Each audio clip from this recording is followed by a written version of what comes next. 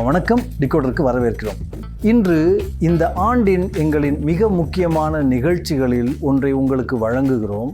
அதில் வரவிருக்கும் 12 மாதங்களில் உலகத்திற்கும் இந்தியாவின் எக்கானமிக்கும் என்ன நடக்கும் என்பதை நாங்கள் டிகோட் செய்கிறோம். முன்கூட்டியே திட்டமிடவும் முதலீடு செய்வதா வேண்டாமா என்பதை புரிந்து கொள்ளவும் விரும்புபவர்கள் அமேசிங் முதலீட்டாளரும் எழுத்தாளருமான புத்திசாலித்தனமான ருச்சிர் சர்மா மற்றும் அவரது 2026 சிறந்த 10 போக்குகள் பற்றி சொல்வதை கவனமாக கேளுங்கள். ருச்சிர் சர்மா ஃபைனான்சியல் டைம்ஸின் பங்களிப்பு ஆசிரியர் மற்றும் அவரது சமீபத்திய what went wrong with capitalism உட்பட பல புத்தகங்களின் ஆசிரியர் ஆவார். அவர் பிரேக் அவுட் கேபிட்டலின் நிறுவனர் மற்றும் ராக்ஃபெல்லர் இன்டர்நேஷனலின் தலைவர் ஆவார். சரி, இன்றைய நிகழ்ச்சி 2 பாகங்களாக உள்ளது. பாகம் 2 2026 முன்னோக்கியது. ஆனால் முதலில் கடந்த ஆண்டு ருச்சிரின் கணிப்புகள் எவ்வளவு துல்லியமாக இருந்தன என்பதையும் பார்ப்போம். ஆரம்பத்திலேயே நான் மீண்டும் ஒரு முறை தெளிவுபடுத்த விரும்புகிறேன். இந்த ஆராய்ச்சியும் உள்நோக்குகளும் அனைத்தும் ருச்சிர் மற்றும் அவரது புத்திசாலித்தனமான டீம் ஆல் செய்யப்பட்டவை. மேலும் இந்த ஆண்டு உலகம் மற்றும் இந்தியா முழுவதும் நிகழும் நிகழ்வுகள் குறித்த வழக்கமான மற்றும் வித்தியாசமான உள்நோக்குகளை பெற தயவு செய்து சப்ஸ்கிரைப் என்பதை கிளிக் செய்து டிகோடரை பின்தொடரவும். ஆனால் முதல்ல ருச்சிர் மீண்டும் எங்களுடன் இணைந்ததற்கு மிக்க நன்றி. உங்கள் பரபரப்பான வாழ்க்கையிலும் நீங்கள் எங்களோட இருக்கிறது மிகவும் நல்லது. சரி, ஒரு முறைக்காகவாவது நீங்கள் நேரம் ஒதுக்கியது ரொம்ப சிறப்பு. சரி, இதில் இந்த ஆண்டில் சுத்த எனக்கு ரொம்ப பிடிச்ச நிகழ்ச்சி, நான் இங்கே இருக்கிறதில் மகிழ்ச்சி, பிரானோய். நன்றி. மேலும் கடந்த ஆண்டுக்கான உங்கள் ஃபோர்காஸ்ட் மீது நாங்கள் மிகவும் கடுமையாக இருக்க போகிறோம். எனக்கு அது பழகிவிட்டது. ஸோ அந்த பிடித்தில் நான் ஒரு பேஷனேட் ஃபிகலுக்கு மேலாக்ஸ் இப்போ நெருக்கடியான நிலையில் இருக்கிறேன் அப்படின்ட்டு நினைக்கிறேன். சரி, கடந்த ஆண்டு நீங்கள் செய்த ஃபோர்காஸ்ட் மற்றும் உண்மையில் என்ன நடந்தது என்பதை பார்ப்பதன் மூலம் ஆரம்பிக்கலாம். முதலில் அமெரிக்க ஆதிக்கத்தின் சமீபத்திய போக்கில் ஒரு தலைகீழ் மாற்றம் ஏற்படும் என்று நீங்கள் கூறினீர்கள். உண்மையில் நடந்தது அதுதான்.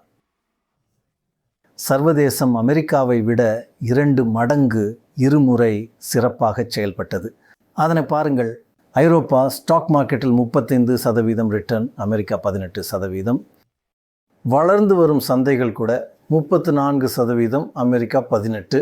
இவை அனைத்தும் சீனா, ஜப்பான், ஒட்டுமொத்த உலகம் இந்தியாவை தவிர இந்தியா சற்று குறைவாக வெறும் 3% இருந்தது. மேலும் இது டாலர் மதிப்பில் என்றது நீங்கள் குறிப்பிட்டீங்க. ஆம், அதனால் நான் நினைக்கிறேன் கடந்த ஆண்டு இதே நேரத்தில் பிரானோய் உலகில் முதலீடு செய்யத்தகுந்த ஒரே இடம் அமெரிக்கா என்பதுதான் உலகளாவிய கருத்தொற்றுமையாக இருந்தது. ஆகவே நீங்கள் பார்த்தீங்க அப்படின்னா, உதாரணமாக உலகளாவிய எக்விட்டி அளவுகோல்களில் அமெரிக்காவின் பங்கு சுமார் 66% இருந்தது. சரிதானே? அதனால பணத்தை முதலீடு செய்யக்கூடிய ஒரே இடம் அமெரிக்கா தான் என்று எல்லோரும் நம்பினார்கள்.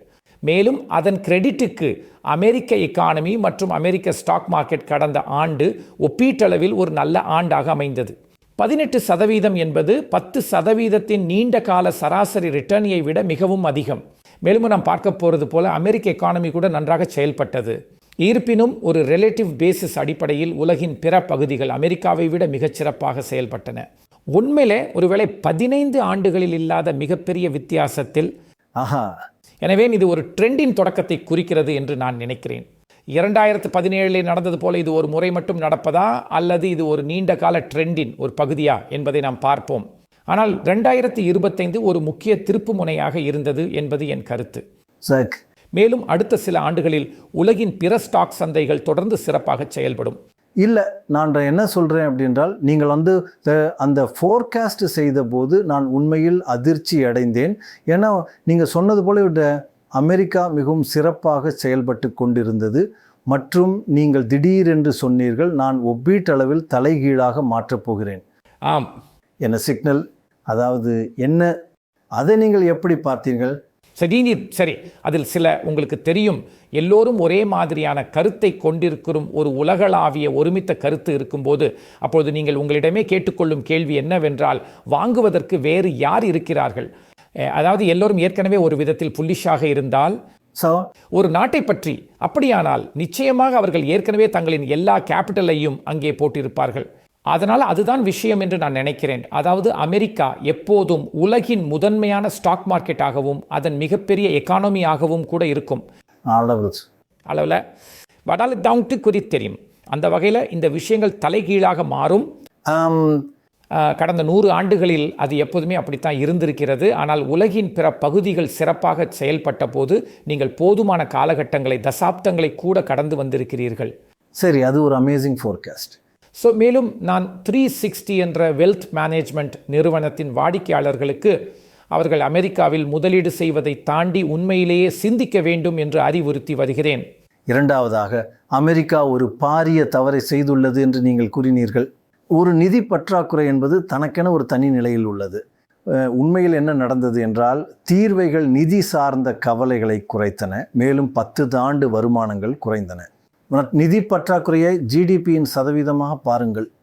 அமெரிக்கா 69 0 குறைந்தது. ஆனால் ஐரோப்பாவில் அதில் பாதியான 3% உடன் ஒப்பிடுகையில் இன்னும் 6% உள்ளது. இந்தியா அமெரிக்காவை விட ஒன்றும் குறைவாக உள்ளது. மேலும் வளர்ந்து வரும் சந்தைகள் ஒட்டுமொத்தமாக 48. ஆக இன்னும் மிக அதிகமாக உள்ளது, ஆனால் சற்று குறைந்துள்ளது. ஆம், எனவே இது எனக்கு ஓரளவிற்கு ஒரு சர்ப்ரைஸ் என்று நான் நினைக்கிறேன். மேலும் இது நான் எதிர்பார்த்தபடி சரியாக நடக்கவில்லை. ஏனென்றால் அமெரிக்காவில் பட்ஜெட் பற்றாக்குறையை குறைப்பதற்கான ஊக்கம் மிகவும் குறைவு. மேலும் அரசியல்வாதிகள் அவர்கள் ஒரு நெருக்கடியை எதிர்கொள்ளும் வரை அவர்களின் பழக்கம் என்னென்றால் அதிகமாக செலவு செய்வதும் முடிந்தவரை வரிகளை குறைப்பதும் தான். ஏனென்றால் அவர்கள் ஒரு வகையில் பணத்தை திரும்ப கொடுக்க விரும்புகிறார்கள் அல்லது மற்றவர்களின் பணத்தை செலவழிக்க விரும்புகிறார்கள். சரிதானே? எனவே இதைத்தான் அரசியல்வாதிகள் செய்கிறார்கள். சரி. அதனால் உண்மை என்னவென்றால் எந்த ஒரு பெரிய நெருக்கடியும் இல்லாமல் அமெரிக்காவின் பட்ஜெட் பற்றாக்குறை குறைந்தது. ஏனென்றால் இங்கு தீர்வைகள் மிக முக்கிய பங்காற்றின. தீர்வைகள் மூலம் வந்த வருவாய் ஜிடிபியின் 1% அளவிற்கு பங்களித்தது அமெரிக்காவின் நிதி பற்றாக்குறைக்கு. மேலும் அதுதான் நிதி பற்றாக்குறையை குறைக்க உதவியது. சரி. ஸோ அதனால் நான் நினைக்கிறேன் அமெரிக்கா உங்களுக்கு நம்ம தெரியும் ஸ்மடிலித்தை பிடித்தாது. ஆனாலும் 6% என்பது அதிகம். 6% என்பது இன்னும் மிக அதிகம். மேலும் நான் இன்னும் நம்புகிறேன் இது அமெரிக்க பொருளாதார மாடலில் உள்ள ஒரு அடிப்படை குறைபாடு என்று. அவர்கள் ஜிடிபியில் சுமார் 3% அளவிற்கு பட்ஜெட் பற்றாக்குறையை கொண்டிருந்தனர். தாஷ்டுகளினோட பெரும் பகுதியாக, அதாவது 2010களில், இப்போது சராசரியாக 6% தெரிகிறது. இதுவே புதிய இயல்பு நிலை போல தெரிகிறது. ஆஹா, உண்மையில் அது ஒரு பெரிய மாற்றம். அவ்வளவு இந்த நிகழ்ச்சியிலே நாம் பின்னர் விவாதிக்கப் போவது போல 2026இல் இந்த 6% இன்னும் அதிகரிக்க வாய்ப்புள்ளது என்று நான் சந்தேகிக்கிறேன். ஆனால் குறைந்தபட்சம் 2025இல் பத்திரங்களின் வருவாய் அவ்வளவாக அதிகரிக்கவில்லை. சரி. அதனால் உங்களுக்கு சில நிவாரணம் கிடைத்தது. சரி, பட்ஜெட் பற்றாக்குறை அதிகரிக்காததால். சரி, கடந்த ஆண்டு உங்கள் 3வது ஃபோர்காஸ்ட் அமெரிக்கா குறைவான விதிவிலக்காக தோன்றும் என்பதாகும். உண்மையில் நடந்தது என்னவென்றால், ஒரு பெரிய ஏஐ ஊக்கம் இருந்த போதிலும் அமெரிக்காவின் யூஎஸ் வளர்ச்சி குறைந்தது. மேலும் ஏஐக்கு எவ்வளவு பணம் செலவிடப்பட்டது என்பது நம் அனைவருக்கும் தெரியும். அமெரிக்காவில் என்ன நடந்ததுன்னு பாருங்கள். உண்மையான ஜிடிபி வளர்ச்சி 2.8%லிருந்து 2.1% குறைந்தது. அதே நேரத்தில் உலகளவில் அது நிலையாக உள்ளது மற்றும் இந்தியாவில் அது உயர்ந்தது. ஆனால் அமெரிக்கா குறைந்தது. இல்லை, ஆனால் அமெரிக்காவால் 2.1% கூட வளர்ச்சி அடைய முடிந்தது என்பது ஒப்பீட்டளவில் ஈர்க்கக்கூடியது என்று நான் இன்னும் உணர்கிறேன். ஏன்னா அது ஒரு பெரிய அடித்தளம்.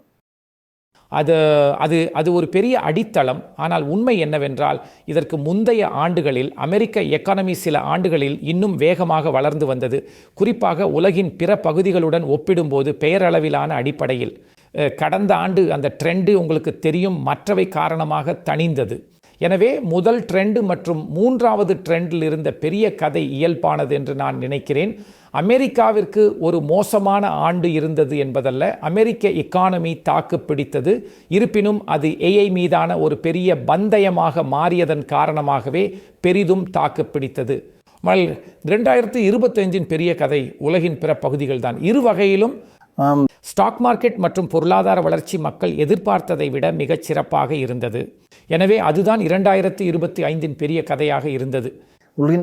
அந்த அமெரிக்க தனிச்சிறப்புவாதம் முடிவுக்கு வந்தது.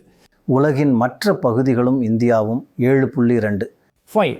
ஆனால் இப்போது இந்தியாவின் ஜிடிபி வகை தரவுகளை பற்றி நாம் விவாதிக்கலாம். அதில் சில தொழில்நுட்ப ரீதியானவை. ஏனெனில் ஜிடிபி டிஃப்ளேட்டரில் உள்ள இன்ஃப்ளேஷன் தரவு உண்மையான ஜிடிபி வளர்ச்சியை ஒருவேளை மிகைப்படுத்தி காட்டுகிறது. சரி சரி. ஆனால் பொதுவாக உங்களுக்கு தெரியும், இந்தியாவைப் போலவும் மற்ற வளர்ந்து வரும் சந்தைகளைப் போலவும் பொருளாதார வளர்ச்சி சிறப்பாக இருந்தது. குறிப்பாக அமெரிக்காவுடன் ஒப்பிடுகையில் எதிர்பார்ப்புகளை விட. சரி, நான் சொல்ல வேண்டும், நாம் முன்பு விவாதித்த எனக்கு மிகவும் பிடித்த கருப்பொருள்களில் ஒன்று 7.2 என்பது சிறந்தது. ஆனால் நான் 25 ஆண்டுகளாக ஒவ்வொரு வருடமும் சீனாவுக்கு சென்றேன். நான் டெங் ஷியாவோபிங்கை பார்த்தேன். அவர்கள் 12%, 14% வளர்ந்து கொண்டிருந்தார்கள். எனவே 7.2 முன்பு இருந்ததை விட மிகவும் சிறந்தது மற்றும் இருக்க வேண்டும். சரி, மிகவும் சிறந்ததல்ல, ஆனால் ஒரு மிக நல்ல விகிதம். ஆனால் நாம் 12, 14 அடையும் வரை நாம் மற்றொன்றாக இருக்க மாட்டோம். அதிசயம். ஆம், நீங்கள் சொல்கிற மாதிரி. அதாவது உங்களுக்கு தெரியும், சொல்லப்போனால் அதனால் நம்ம 12 அல்லது 14% அடையும் போது தான் சந்தோஷப்படணும். நான் அதை தீவிரமாக நம்புகிறேன். ஆமாம், ஆனால் அதுக்கு நாம் இன்னும் நிறைய செய்ய வேண்டியிருக்கு. அப்புறம் உங்களுக்கு தெரியும், நாம் இந்த நிகழ்ச்சி போக போக இதை பற்றி பேசுவோம். இந்தியா இன்னும் வேகமாக வளரணும்னா இந்த வளர்ச்சி விகிதங்களை தக்க வச்சுக்கிறதுக்கு கூட, ஏன்னா இது ஒரு குறைவான அடிப்படையும் கூட. ஆமாம், அந்த குறைவான அடிப்படையை தவிர இங்கே சில தொழில்நுட்ப சிக்கல்கள் இருக்குது. அதனால தான் வளர்ச்சி விகிதம் உங்களுக்கு தெரியும் கிட்டத்தட்ட 8% பக்கத்தில் தெரியுது. சரி, ஒருவேளை உண்மையான 6% விட. சரி, அதை நாம் வரவிருக்க பாண்டில் அல்லது அதை ஒட்டி பார்க்கலாம். அதுக்கு காரணம் என்னவென்றால், ஜிடிபி டிஃப்ளேட்டர் சில சிக்கல்களை ஏற்படுத்துவது ஒருபுறம் இருக்க, இதை பற்றி ஆழமான தொழில்நுட்ப விவரங்களுக்குள் செல்லாமல் அடிப்படை பிரச்சனை இதுதான். இது நாம் பேசிய இந்திய ஸ்டாக் சந்தைகளின் செயல்திறனில் தெரிகிறது. மேலும் நாம் பேசப்போகும் மற்ற தரவுகளிலும் இது தெரிகிறது. இந்தியாவுக்கு இன்னும் அதிக வெளிநாட்டு கேபிட்டல் தேவைப்படுகிறது மற்றும் மிக குறைவான மக்களையே ஏற்றுமதி செய்ய வேண்டும். பட் அதுக்கு பட்சம் இந்தியாவில் நம்ம பார்க்கறது என்னன்னா, உண்மையில் வெளிநாட்டு கேபிட்டல் இந்த நாட்டுக்கு வருறதில்லை. உண்மையிலே அது இந்தியாவிலிருந்து வெளியேறி கொண்டிருக்கிறது. இந்த வருடம் அது உண்மையில் மிகவும் கவலை அளிப்பதாக இருந்தது. மற்றொரு விஷயமா ஏன்னா ஒரு சிறந்த விஷயம், அதாவது சீனாவின் 12%க்கான முக்கிய காரணங்களில் ஒன்று பணம் உள்ளே வந்தது தான். அதாவது ஆமாம், குறிப்பாக வெளிநாட்டு நேரடி இன்வெஸ்ட்மெண்ட். அவர்கள் 3 முதல் 4% ஜிடிபி வெளிநாட்டு நேரடி இன்வெஸ்ட்மெண்ட்டை பெற்று வந்தார்கள். மிகுந்த வளர்ச்சி கண்ட ஆண்டுகளில் தனத்தில் இந்தியாவின் நிகர அந்நிய நேரடி முதலீடு 0க்கு அருகில் உள்ளது. அது மிகவும் முக்கியமானது. மேலும் மொத்த அந்நிய நேரடி முதலீடு கூட ஜிடிபியின் 1% அருகில் உள்ளது. எனவே நான் நினைக்கிறேன், இந்தியா கையாள வேண்டிய அடிப்படை பிரச்சனை என்னவென்றால், நாம் எப்படி அதிக வெளிநாட்டு கேபிட்டலை பெறுவது என்பதுதான். என்றால் அது நமக்கு தேவை. என்றால் தனியார் இன்வெஸ்ட்மெண்ட், தொழிற்சாலைகள் மற்றும் பலவற்றில் நேரடி இன்வெஸ்ட்மெண்ட். சரிதானே? தொழில்நுட்ப பிரிமத்தின் கிடைக்கிறது. மேலும் நாம் அதை பற்றி பேசவிருப்பது போல, குறைவான மக்களை எப்படி ஏற்றுமதி செய்வது. அது என்னன்னா, இந்தியாவை விட்டு நிறைய பேர் வெளியேறுகிறார்கள். குறிப்பாக இப்போது ஒரு பெருமளவில், நான் நினைக்கிறேன் கடந்த ஆண்டு அல்லது அதை ஒட்டி ஏறக்குறைய 7 லட்சம் பேர் இந்தியாவை விட்டு வெளியேறினர். அந்த எண்ணிக்கை கடந்த 10 ஆண்டுகளில் 3 லட்சத்திற்கு அருகில் இருந்தது. மற்றும் 20 ஆண்டுகளுக்கு முன்பு சமநிலைக்கு அருகில் இருந்தது. அப்படியானால் மக்கள் நாட்டை விட்டு வெளியேறும் இந்த துரிதப்படுத்தப்பட்ட ட்ரெண்டை நாம் இங்கே ஏன் பார்க்கிறோம்? சரி, நான் நினைக்கிறேன் அவையெல்லாம் 2 விஷயங்கள் என்று நான் நினைக்கிறேன் நாம் கவனிக்க வேண்டும். இது ரொம்ப சுவாரஸ்யமானது. இந்த அதிகரிப்பு நீங்கள் இதை பற்றி பிறகும் பேசுவீங்கள் என்று நான் நினைக்கிறேன். எல்லா விசா கட்டுப்பாடுகள் மற்றும் எல்லா வகையான இருந்த போதிலும் குடியேற்ற எதிர்ப்பு எப்படி இருந்தாலும் நம்ம அதை பற்றி அப்புறம் பேசுவோம். நீங்கள் கூறிய 4வது ப்ரெடிக்ஷன் என்னவென்றால், புதிய நட்சத்திரங்கள் உருவாகும் என்பதும் உண்மையில் 2025இல் அமெரிக்காவை விட வேகமாக வளர்ந்து வரும் சந்தைகளின் எண்ணிக்கை அதிகரித்தது என்பதும் தான். 2024இல் வளர்ந்து வரும் சந்தைகளில் 52% அமெரிக்காவை விட வேகமான தனிநபர் ஜிடிபி வளர்ச்சியை கொண்டிருந்தன. 52. கடந்த ஆண்டு அது 76ஆக உயர்ந்தது. சரி, அது நடக்கும் என்று நீங்கள் எப்படி கணித்தீர்கள்? சரி, ஏனென்றால் முதலாவதாக ஒரு குறைந்த அடித்தளத்திலிருந்து பல வளர்ந்து வரும் சந்தைகள் அமெரிக்காவை விட வேகமாக வளர வேண்டும் என்று நான் நினைக்கிறேன். ஆனால் 52லிருந்து 76க்கா? ஆம், மற்றும் 2000களில் எல்லா வளர்ந்து வரும் சந்தைகளும் வேகமாக வளர்ந்து கொண்டிருந்த போது அதுதான் நிலைமையாக இருந்தது. ஆனால் கடந்த 10 ஆண்டுகளாக வளர்ந்து வரும் சந்தைகள் மிகவும் மிகவும் மிகவும் கடினமாக இருந்தன.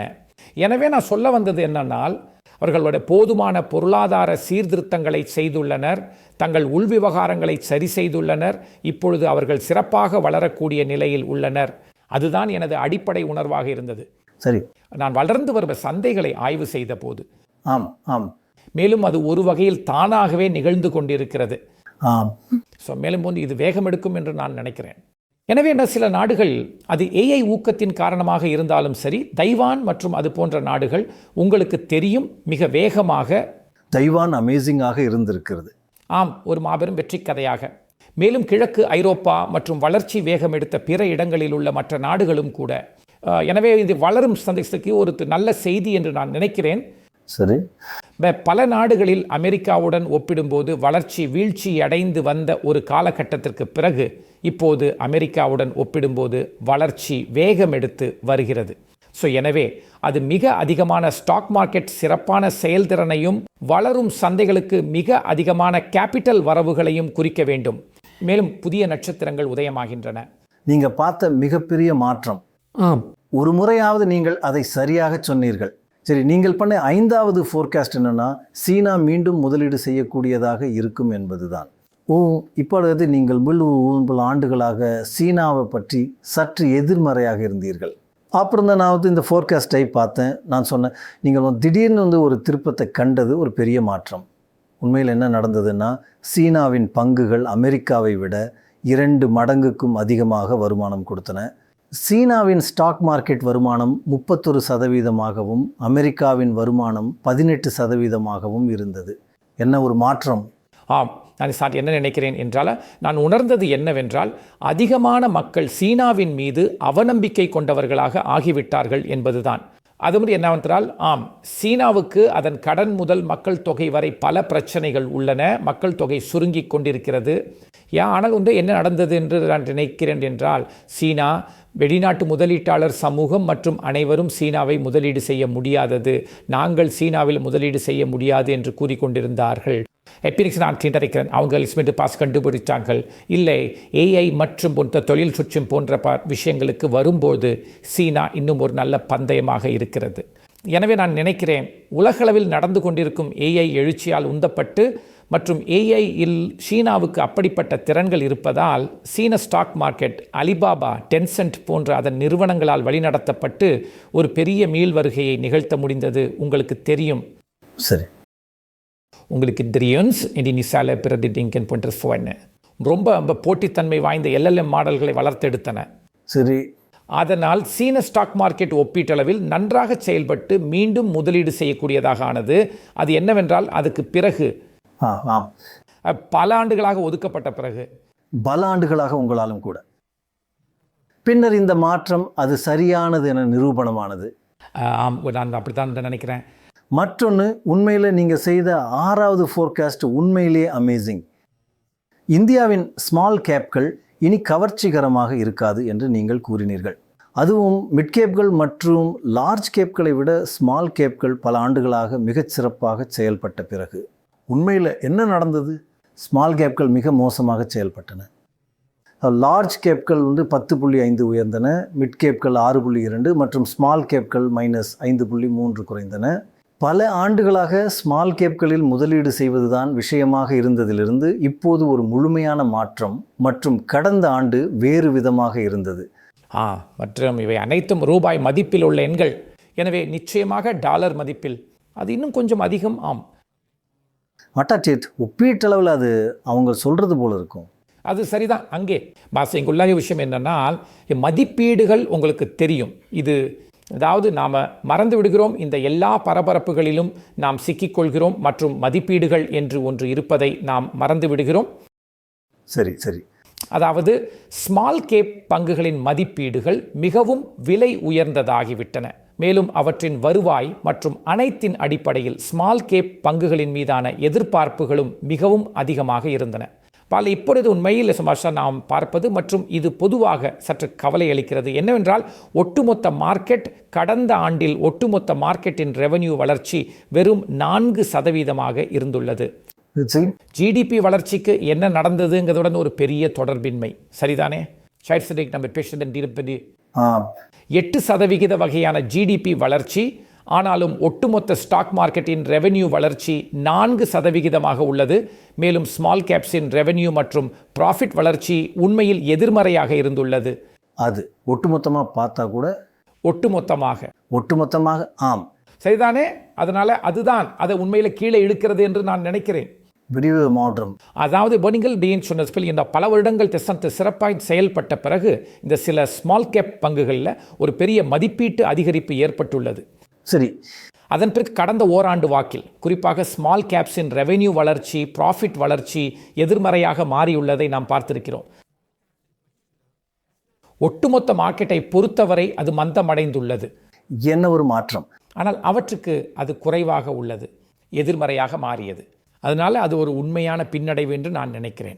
மீண்டும் ஜிடிபி வளர்ச்சி மற்றும் அது போன்ற விஷயங்களில் தலைப்புச் செய்திகளில் நமக்கு இருக்கும் அத்தனை நம்பிக்கையையும் மீறி ஸ்டாக் மார்க்கெட் சற்று மாறுபட்ட கதையை சொல்கிறது என்பதை இது உங்களுக்கு காட்டுகிறது. ஏனென்றால் ஸ்மால் கேப் பங்குகள், சரி, ஸ்டாக் மார்க்கெட் என்பது பீதி மக்கள் தங்கள் பணத்தை முதலீடு செய்யும் இடம், அவர்கள் சொல்வதை செயலில் காட்டும் இடம். மேலும் அது உண்மையில் யதார்த்தமானது. ஆமாம், என்றால் இந்த ஸ்மால் கேப் பங்குகள் ஆங்கபீரியஸ் பொருளாதார ரீதியாக மிகவும் உணர்திறன் கொண்டவையாக இருக்கின்றன என்பதாலும் இது இருக்கலாம் என்று நான் நினைக்கிறேன். சரி, அதனால் அவை மிகவும் அதிக வலியை உணர்கின்றன. அங்கு இந்த எதிர்மறையான ரெவென்யூ மற்றும் ப்ராஃபிட் வளர்ச்சிக்கு எங்கோ ஏதோ ஒரு விதமான மந்த நிலை வெளிப்படையாக நடக்கிறது.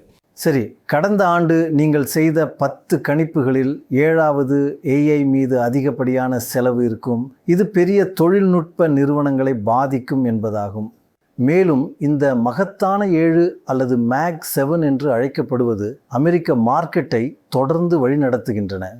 ஆமாம், மாக் 7 அமெரிக்க வருமானத்தை பொறுத்தவரை 23% உயர்வு மற்றும் ஸ்டாண்டர்ட் அண்ட் புவர் குறியீடு வெறும் 18 மட்டுமே உயர்ந்துள்ளது. அதனால் மேக் 7 மற்ற பங்குகளை விட ரொம்ப சிறப்பாக செயல்பட்டது. அதனால் இது நான் எதிர்பார்த்தபடி சரியாக நடக்கலை என்று நான் நினைக்கிறேன். ஏன்றால் உங்களுக்கு தெரியும், நான் ஏஐயின் சக்தியை பெரிதும் நம்புபவன் மற்றும் ஏஐ ஒரு பெரிய திறந்த விளைவை ஏற்படுத்த பாய்கிறது. ஆனால் இந்த நிறுவனங்களில் சில செலவழிக்கும் பணத்தின் அளவு மற்றும் இதில் அவர்கள் எப்படி ஒரு ரிட்டர்ன் பெறப்போகிறார்கள் என்பது பற்றி நான் மிகவும் கவலைப்படுகிறேன். கேபிட்டல் அது நான் நினைக்கிறேன் என் கவலையாக இருந்திருக்கிறது. மேலும் 2025 முதலீட்டாளர்கள் இதை பற்றி மிகவும் கவலைப்படுவார்கள் என்று நான் நினைத்தேன். சரி, மேலும் இப்பொழுது அடுத்த வரைபடம் காட்டுவது போல இங்கே இருக்கிறோம். ஆம், அதிக செலவு செய்வது அதை பாதிக்கும். ஆனால் மெக்னிஃபிசன்ட் 7, மேக் 7 அவர்கள் பிளவுபட்டனர் மற்றும் கூகுள் 66% மற்றும் அவர்கள் ஏஐயில் சற்று தாமதமாக தொடங்கியவர்கள். மேலும் மைக்ரோசாஃப்ட் அது வெறும் 16% மட்டுமே வளர்ந்தது, தொடக்கக்காரர்களில் ஒருவராக இருந்தது. அதனால் மற்றவற்றி அமேசான் 5%. அதனால் என்ன ஒரு வித்தியாசம், 66 5%. ஏன் அந்த பிளவு? ஆம், இது உங்களுக்கு இன்னொரு கதையையும் சொல்கிறது என்று நான் நினைக்கிறேன். அதனால் என்றாக நான் சொன்னது போல முதலீட்டாளர்கள் சரி இந்த பணமெல்லாம் எங்கே போகிறது என்று கேட்க தொடங்குவார்கள் என்ற கவலைகள் இருக்கும் என்று நான் எதிர்பார்த்தேன். மேலும் அதற்கு பதிலாக நாம் பார்த்தது அதுதான் என்று நான் நினைக்கிறேன். ஒட்டுமொத்தமாக தக்காளிகள் இருந்ததா தெரியல. ஏனென்றால் ஒட்டுமொத்த வருமானம் நல்லா இருந்தது. ஆனால் நீங்கள் ஆழமாக பார்த்தால் அந்த கவலைகள் வந்து கொண்டிருக்கின்றன. அமேசான் எதிர்பார்த்ததை விட குறைவாக செயல்பட்டதற்கும் மெட்டாவும் கூட உங்களுக்கு தெரியும் அந்த அளவுக்கு சிறப்பாக செயல்படாததற்கும் காரணம் இந்த நிறுவனங்கள் மிக அதிகமாக செலவு செய்கின்றன. மேலும் உண்மையில் முதல் முறையாக கடன் வாங்க தொடங்கியுள்ளன தங்கள் ஏஐ முதலீடுகளுக்கு. சரி, அதே சமயம் கூகுள் மற்றும் என்விடியா அவை இன்னும் காசு கொழிக்கும் நிறுவனங்களாகவே இருக்கின்றன. அவை எந்த கடனையும் வாங்குவதில்லை என்றால் அது மிகவும் சுவாரஸ்யமான அவை அதிக பணத்தை உருவாக்குகின்றன. மேலும் கூகுளின் செயல்திறன் குறிப்பாக மிகவும் நன்றாக உள்ளது. அதாவது மார்க்கெட்டில் ஆல்பபெட் என்று அழைக்கப்படும் நிறுவனம். ஏனென்றால் அவர்கள் எல்லா வகையிலும் சிறப்பாக செயல்படுகிறார்கள். அதனால் ஷிப்ஸ் துறையிலும் தங்களிடம் உள்ள ஏஐ மாடல்களிலும் அவர்களால் குறிப்பிடத்தக்க முன்னேற்றங்களை செய்ய முடிந்தது. மேலும் இப்போது அவர்களிடம் கூகுள் மற்றும் யூடியூப் போன்ற தேடுபொறிகளும் உள்ளன. யூடியூப் ப்ரூம் அபாரமாக விண்ணை முட்டும் அளவிற்கு. ஆமாம் ஆமாம் ஆமாம். மேலும் உங்களுக்கு தெரியும், இந்தியாவிலும் கூட அந்த எண்கள் அது மக்கள் நாடி செல்லும் இடமாக மாறிவிட்டதால் அதன் புள்ளி விவரங்கள் கணிக்க முடியாத அளவுக்கு அதிகமாக இருக்கின்றன. ஆமாம். தொலைக்காட்சி நிலையம் சொல்லப்போனால் சரி, சராசரி மனிதருக்கு தினமும் 600 மில்லியனுக்கும் அதிகமான மக்கள் அதை பார்க்கிறார்கள் என்று நான் கேள்விப்பட்டேன். சரி, அதனால் அதுதான் உண்மையில் நடந்திருக்குது என்றது நான் நினைக்கிறேன். அவர்கள் முழுவீச்சில் செயல்படுகிறார்கள். அதனால் கூகுள் நன்றாக செயல்படுகிறது. மேலும் ஏஐ லேகாமிஸ் தங்கள் முதலீடுகளுக்கு நிதியளிக்க இப்போது நிறைய கடன் வாங்கும் மற்ற சில ஏஐ நிறுவனங்களைப் போலல்லாமல் கூகுள் மற்றும் என்விடியாவிடம் இன்னும் நிறைய பணம் இருக்கிறது. அதனால் அந்த வித்தியாசம் தெரியுதுன்றது நான் நினைக்கிறேன். நான் ஒரு சிறிய பக்க கருத்தை சொல்ல விரும்புகிறேன். அதாவது 3-4 ஆண்டுகளுக்கு முன்பு நான் சிலிக்கான் வேலிக்கு சென்ற போது மக்கள் கூகுளின் தலைவரான சுந்தர் பிச்சையை பற்றி மிகவும் சந்தேகப்பட்டனர். அன்று சுந்தர் பிச்சை என்ன பண்ணியிருக்கிறார் அப்படின்னு பாருங்கள். அவர் மற்றவர்களை விட முன்னணியில் இருக்கிறார். 66%. அது குறைந்தபட்சம் போன வருஷம். ஆமாம் ஆமாம், போன வருஷம்.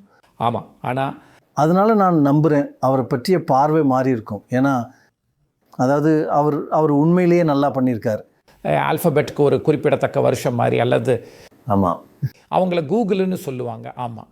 சரி சரி சரி சரி உங்கள் 10 கணிப்புகளில் உங்கள் 8வது கணிப்பு ட்ரேடு அமெரிக்கா இல்லாமல் உலகம் முழுவதும் வளரும் என்பது. உண்மையில் அமெரிக்காவில் ட்ரேட் குறைஞ்சு அமெரிக்காவுக்கு வெளியில் அதிகரிச்சது. இப்போது அமெரிக்கா வரி விதிச்சது. ஆனால் ஏற்றுமதி வளர்ச்சி விகிதங்களை பாருங்கள். அமெரிக்காவை தவிர மற்ற உலகத்தில் ட்ரேடு வளர்ச்சி விகிதம் 5%இருந்து 6.4% அதிகரித்தது. அற்புதம். மேலும் அமெரிக்காவில் ட்ரம்ப் விரும்பியதுக்கு ஏறக்குறைய நேர்மாறாக அது 4.6%இருந்து 4.1% குறைந்தது. என்ன, அது ஏன் நடந்தது?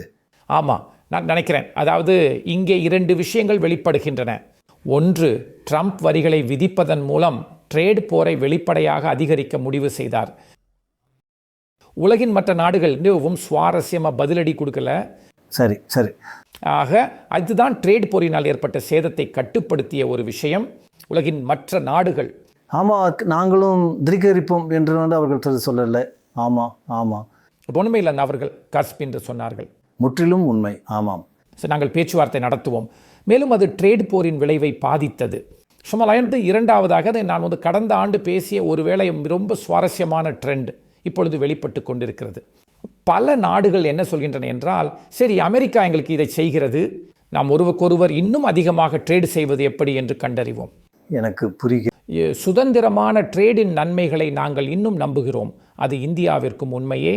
சரி, அதாவது நீங்கள் இந்தியாவை பார்த்தா நாங்கள் கடந்த காலத்தில் பேசிய விஷயங்களில் ஒன்று, இந்தியா சற்று அதிகமாக பாதுகாப்புவாத கொள்கையை கொண்டிருந்தது என்பதுதான். சரி. ஆனால் சமீப காலமாக இந்தியா மற்ற நாடுகளுடன் அதிக ட்ரேடு ஒப்பந்தங்களை அதுவும் மிக விரைவான நேரத்தில் செய்ய தொடங்குவதை நாம் பார்க்கிறோம். அவங்களோட நியூசிலாந்து இந்த ஒரு ஒப்பந்தத்தை ஒற்றிஷ்டவாசக செய்தார்கள் அப்படின்னு நினைக்கிறேன். ஆமாம். மேலும் இப்போது மத்திய கிழக்கில் உங்களுக்கு தெரியும், அவர்கள் ஓமனுடன் மிக ஒரு விரைவான நேரத்தில் ஒரு பரந்த விரிவான பொருளாதார கூட்டாண்மை.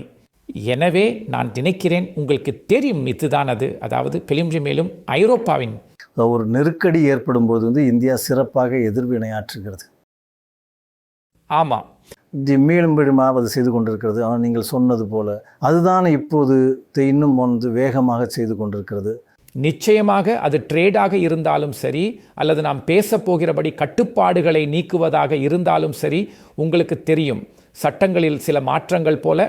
ஆகவே அவர்கள் தங்களை சுற்றி ஒரு சிறிதளவு வளைக்கப்பட்டிருப்பதைப் போல உணர்கிறார்கள் என்று நான் நினைக்கிறேன். அதனால் எதிர்வினையாற்றுகிறார்கள். அதனால் அவர்கள் எதிர்வினையாற்றுகிறார்கள். குஷிப்பீட்டு ட்ரேட் விஷயத்தில் இந்தியாவின் அணுகுமுறையில் ஒரு பெரிய மாற்றத்தை நம்ம கண்டிருக்கிறோம் என்று நான் நினைக்கிறேன். மற்ற நாடுகளோட ட்ரேட ஒப்பந்தங்களை செய்வதில், மேலும் இது மற்ற பிராந்தியங்களிலும் உண்மையே.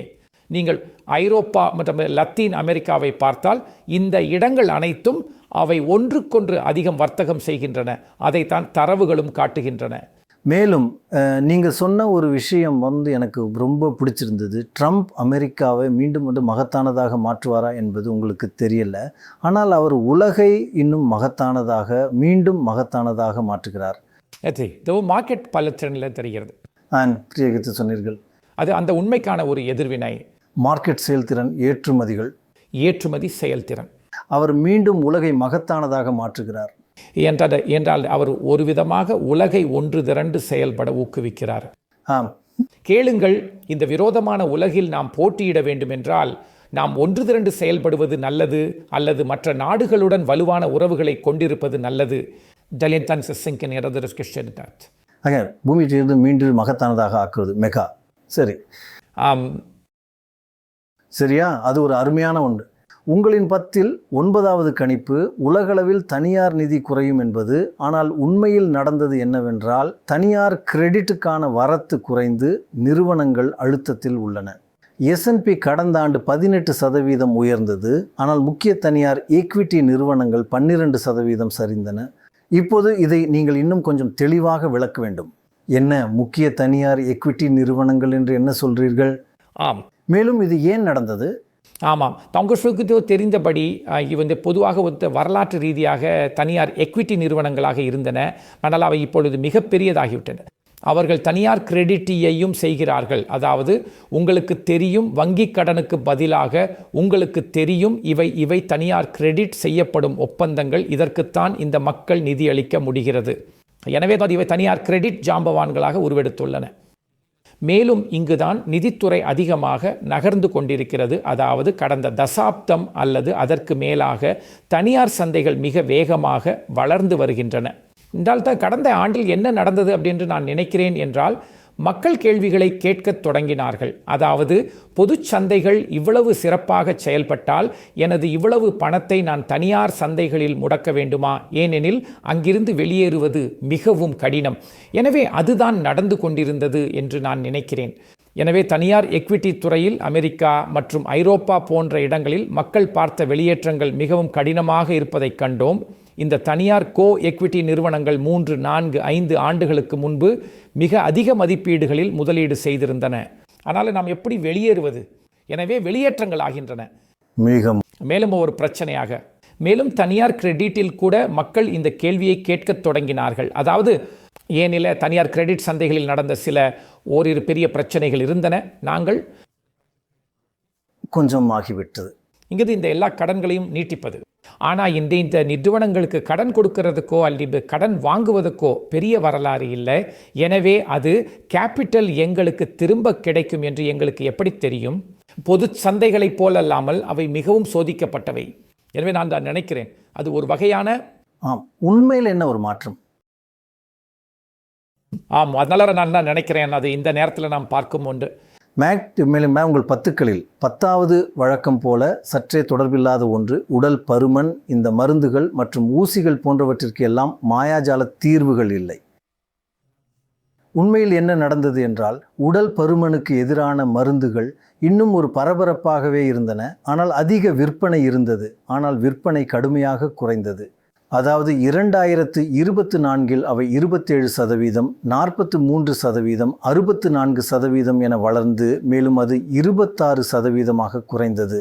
இருப்பினும் மோசமில்லை, 26%. சரியா?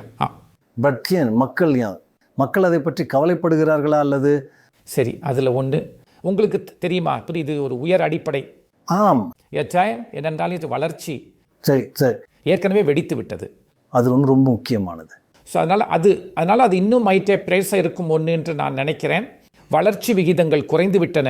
அதனால் எனக்கு அவ்வளவு உறுதியாக தெரியவில்லை ஆனால் இந்த விஷயத்தில் நான் நேர்மையாக இருக்க வேண்டும். என்னுடைய ஒருதலை பட்சம் இங்கே பேசுகிறது. ஏனென்றால் நான் ஒரு இயற்கைவாதி.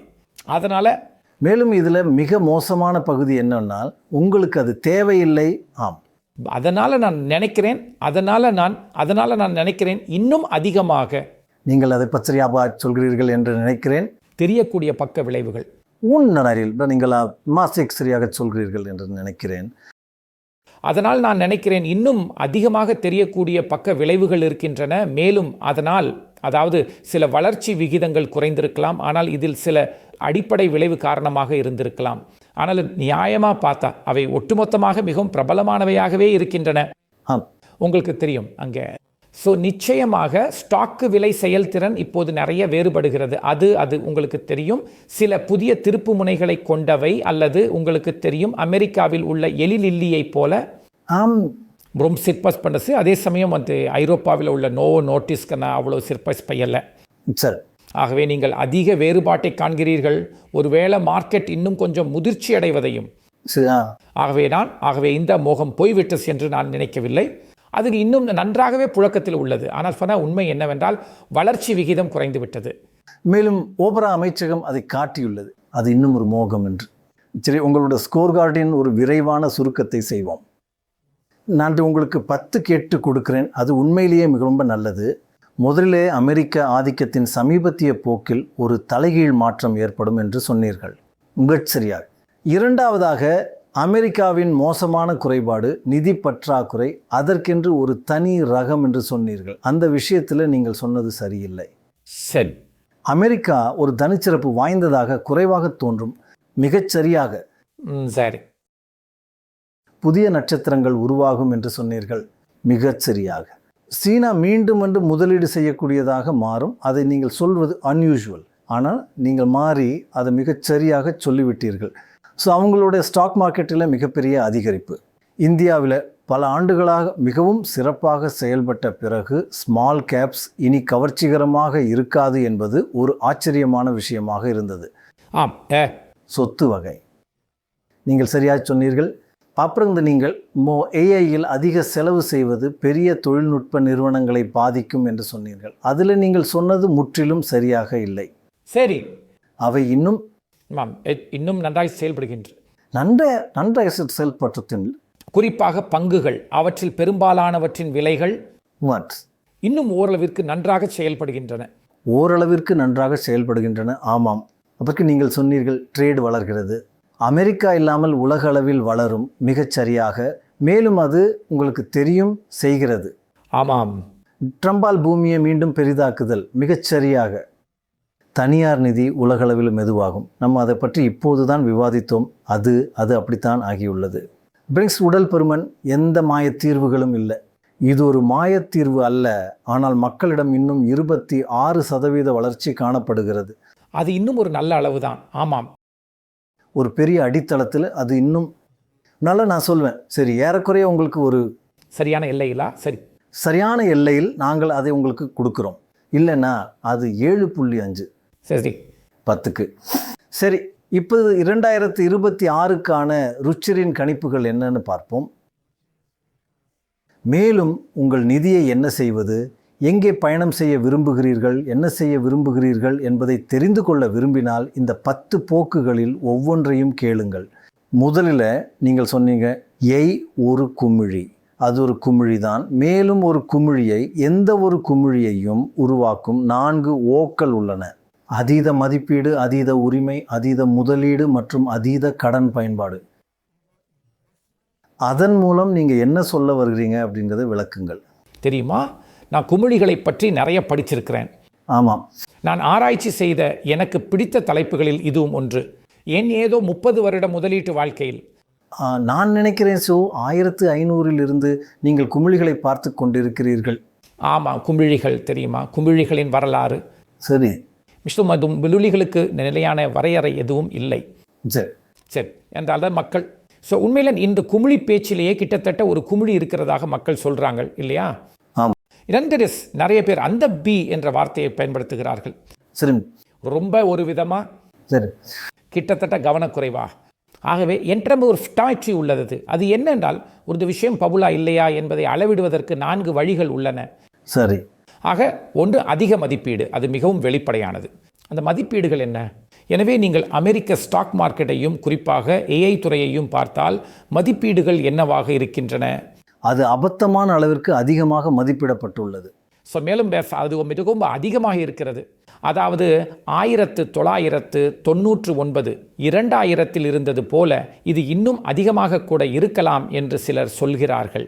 அதனால் நீங்கள் சில விலைப்போக்குகளையும் பார்த்தால் உங்களுக்கே தெரியும், எங்களிடம் அதை பற்றி ஒரு வரைபடம் உள்ளது. குறுக்கிட்டதுக்கு மன்னிக்கவும். விலைப்போக்குகள் மன்னிக்கவும், நீங்கள் 92,000 என்று சொன்னீர்கள். அதுக்கு பிறகு என்ன நடந்தது என்று உங்களுக்கு தெரியுமா? அது சரிதான். சரி, ஓகே, தொடருங்க.